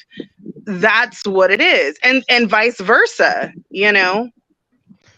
Okay, I'm just a little confused because you were projecting this idea that in the scenario you just projected where, hey, you know, if I have to provide, then I will. But you were saying earlier that you absolutely didn't have to as a woman, that just because you work and make your own money, that you don't have to then, you know, it's not expected of you to then provide money in a situation. So that's why it's But for me, those it's a are little different bit of situations. Those mixed are different situations. Yes, guys are expected to provide in my culture, right?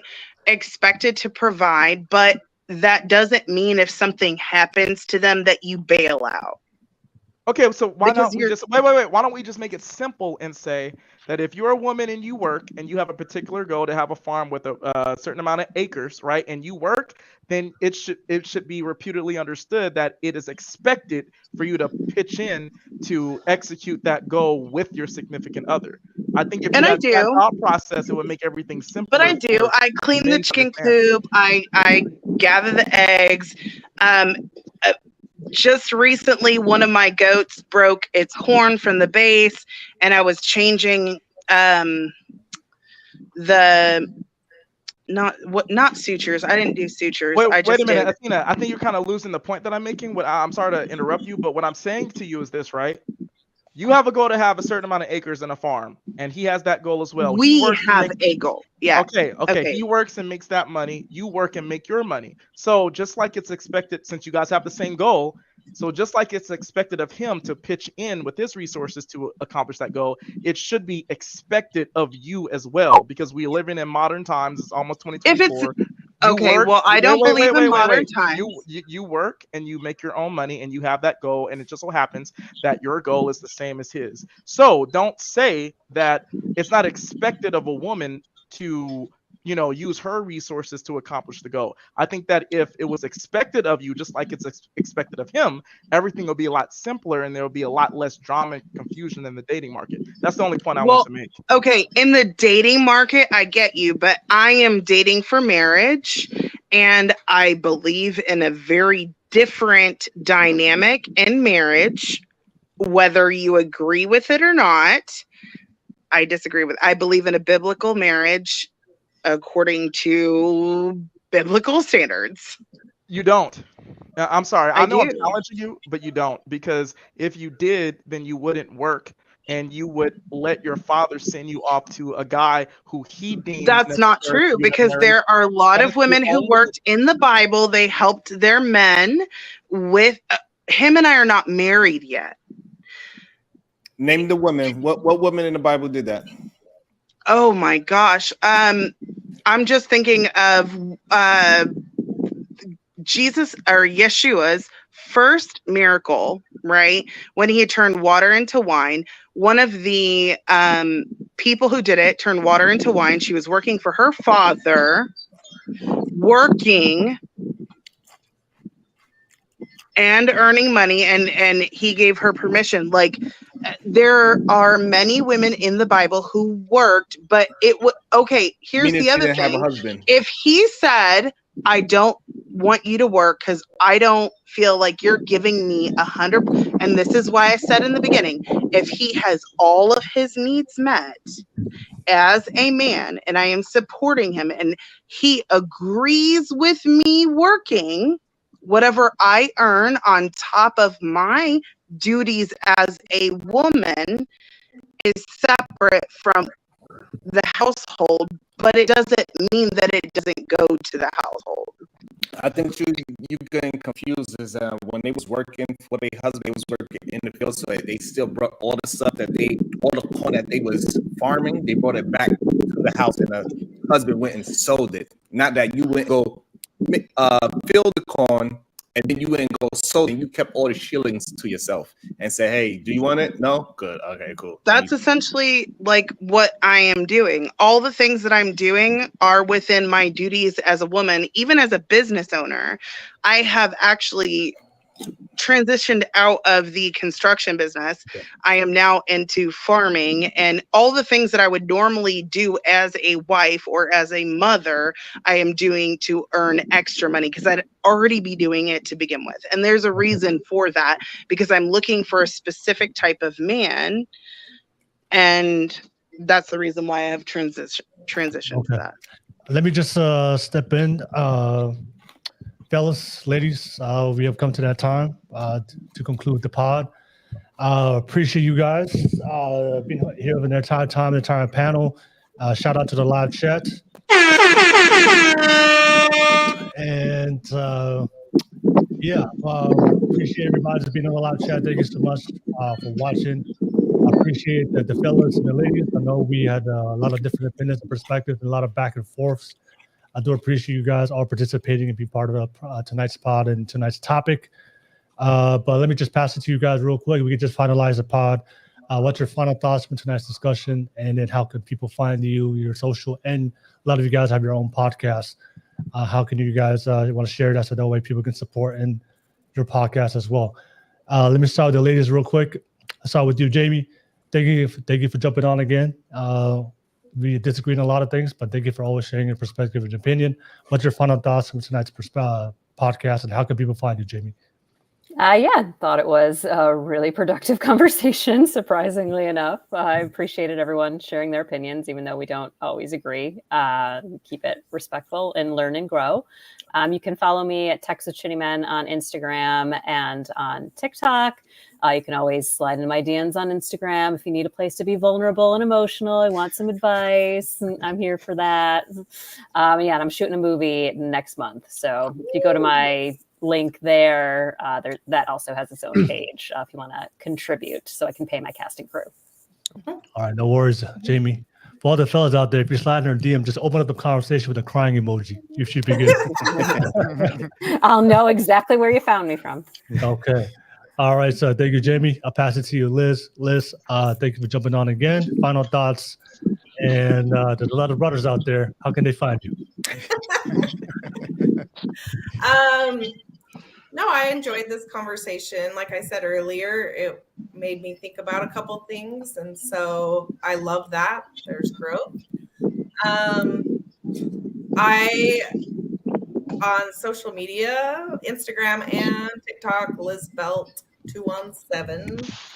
And and if you want to support Inglewood Films, that'd be cool. Go like it. Okay. All right, Liz, thank you for always jumping on. Athena, thank you again, as always, jumping on and being part of the podcast. I definitely would love to get that specific scripture from Corinthians. If you want to drop that on the private chat. I will. I don't have it memorized, but I will send you multiple scriptures very gladly. But my name is Athena. You can find me Athena Aguirre 23 on Facebook, Instagram, Snapchat. Eventually, I'm going to try to open it up to YouTube and Twitter and all that jazz. But, eventually. I don't agree with most people, but it is what it is. I really enjoyed the conversation and the discourse and the respectfulness. That is one thing I have to say. Props to you having a wonderful podcast and always a wonderful cast that's always very respectful. So all right. Cheers to that. Appreciate it, Athena. pass it on to the fellas. I'll start with you, Sophisticated Jerk. Thank you for jumping on. Final thoughts, and how can people find you in your podcast as well? Yes, sir. So we on the Manic Sophistication channel, we have a couple podcasts on there. Tuesdays we go live about 8. We talk about all kind of different topics. Try to structure a conversation kind of like Will does, where everybody get their time to talk, and everybody. We don't allow people to disrespect anybody. That's one of the major things over there. So yeah, tune in. We pretty hilarious there. We talk about assorted things. And also, I'd just like to thank you, Will, for inviting us over here, man, and structuring this podcast. Like I told you on Dames, these type of conversations are needed. So appreciate it. No, I appreciate you, Sophisticated Jerk, making the time. Thank you as always. I'll keep it moving. Big Dog Barking. Final thoughts, and how can people find you, brother? I'd like to thank you for bringing me up on your panel again, Will. I always appreciate that. I learned a lot of things from the women today. Is that we'll never be equal in a long-term relationship if I listen to some of the shit y'all say. But if you want to find me, I'm on YouTube and Instagram at Big Dog Barking. You know what I'm saying? Come chop it up with me. And that's about it. All right. I appreciate it, Big Dog. Pass it to you, Kasim. Thank you for jumping on. Final thoughts, and how can people find you? Yeah. My final thought would always be, I believe that men and women are better together. Just find your one, right? You can find me on Instagram, Kasim Morris on Instagram. I don't have a YouTube channel, but there are certain panels that I'm on when it comes to dealing with relationships. All right. Thank you, Kasim. And pass it to you, Sharon. Final thoughts, and how can people find you? Yes, I want to thank you for inviting me. I appreciate bringing me into this beautiful world of yours that you created. It was awesome. I enjoyed myself. I knew a couple of faces here. As always, I enjoyed hanging out with y'all as usual. For me, I do my best to stream every weekday between 9 a.m. and 1 p.m. And on my channel, we deal with solution-based, and that's what SBG stands for, solution-based gang. So you want to be a part of the solution-based gang, come over. We deal with different kind of problems every day, and we do not always agree as well, but we keep it very cordial like this. We definitely invite the interjections and the disagreements. However, at the end of it, we want some kind of solution at the end of the argument. And that's what we deal with. We are over on my channel. We rebel against remedial rhetoric. We are not part of the herd, and we keep it moving. So anybody that's here, hopefully I'll see y'all over there. Come and hang out with me. I would love to see y'all there. So hopefully I'll see y'all soon. All right, Sharon, appreciate it. And Dark Lake, I know it was you came at the end, but thank you for making the time. And what's your final thoughts, and how can people find you? First of all, Will, thank you so much for having me on. I really love your channel. And I'm not going to front. I don't know what Kava Club means. My bad, bro. But the thing is that I just really appreciate hearing different perspectives. The truth of the matter is I really came up on the show to challenge what Jamie was saying earlier, because I think that her desires and preferences in men, I think it was full cap. But I would like to say, congratulations. You said you're working on a film next month. Congratulations on that, because it's very difficult to break into the industry. So that's quite the accomplishment. But I think that, no offense, but I think that your perspective, Jamie, is a part of the reason why a lot of the younger generation of men are led astray in the dating market. Because a lot of people, and I'll just end it here, a lot of people, men, listen to women project your thought process. Oh, it's okay. Yeah, I could be with a house husband. You know what I mean? He could be vulnerable and cry in front of me. But even if that were the case for you personally, and you were telling the truth about that, which I doubt, you would represent a minority of women in society, not a majority. So then it's leading young males astray, thinking that, I could just shoot for that and just be a house husband, and most women won't be attracted to them. So that was what I wanted to get you at, but I came late, so just be happy. You still got to say it, and I didn't get a chance to respond. Well, I wanted to argue. but that's the truth. So we'll get back to it next time, okay? You get the Dark Come Lake to smoke LA. too. Well, we you can might have to meet do a some part of two. my exes. I'm from LA. LA is my town. That's Oh, where I yeah? live. Yeah, that's All where I am. right. So, That's where I'm at. yeah, I'm gonna go hunting. No, I'm just playing. Thank you so much for having me on. I'm starting the Dark Lake show on YouTube next year. Thank you so much for having me on, Will. Thank you. Yeah. No worries. We're definitely gonna do a part 2 and invite you back with Jamie. And have a full pod together. Here we go. Okay. Dark Lake Revive. Let's go. Whether or not, I just want to say whether or not you agree with me, it's not cat, bro. I'm gonna Hey, pull it out. Jamie, have you ever got the from Bad Boys, the first one? You remind me of that actress. I forgot her name right now, but Tia Leone. Tia Leone. Really? Yes. She's still blonde. Yep. Is she? You know what? I was just thinking of, when Dark Lake starts the show, next year, I was thinking more like Dark Lake survives. Hey, Kasim, don't start with me, bro, because you know I got you, bro. You know I got you in that last show, bro. You have No, I don't think so. I wasn't gonna say shit. No, you did. You should have stayed. No, we could go back on, not tomorrow because I have to work, but maybe just let me know if you want to get on Sharon's pod. You let me know, then we can continue the dialogue. Yeah. Okay. Okay. All right, Dark Lake. Thank you for jumping on as always. And then let me just read the super chats. I forgot to read it earlier. The Manic Genius. The Jamie is on point with this one. Fuck the red pill. All right. And Hayden Paul Beast. Let me in that call. I got all that fire to say. So yeah, anybody that's watching for the first time, it's a public link. The link is in the description of the video. So if you definitely want to jump on next time, but we can only allow 10 people on the panel. So if you see 10 people on the screen, that means it's full. So you just got to wait until somebody drops off.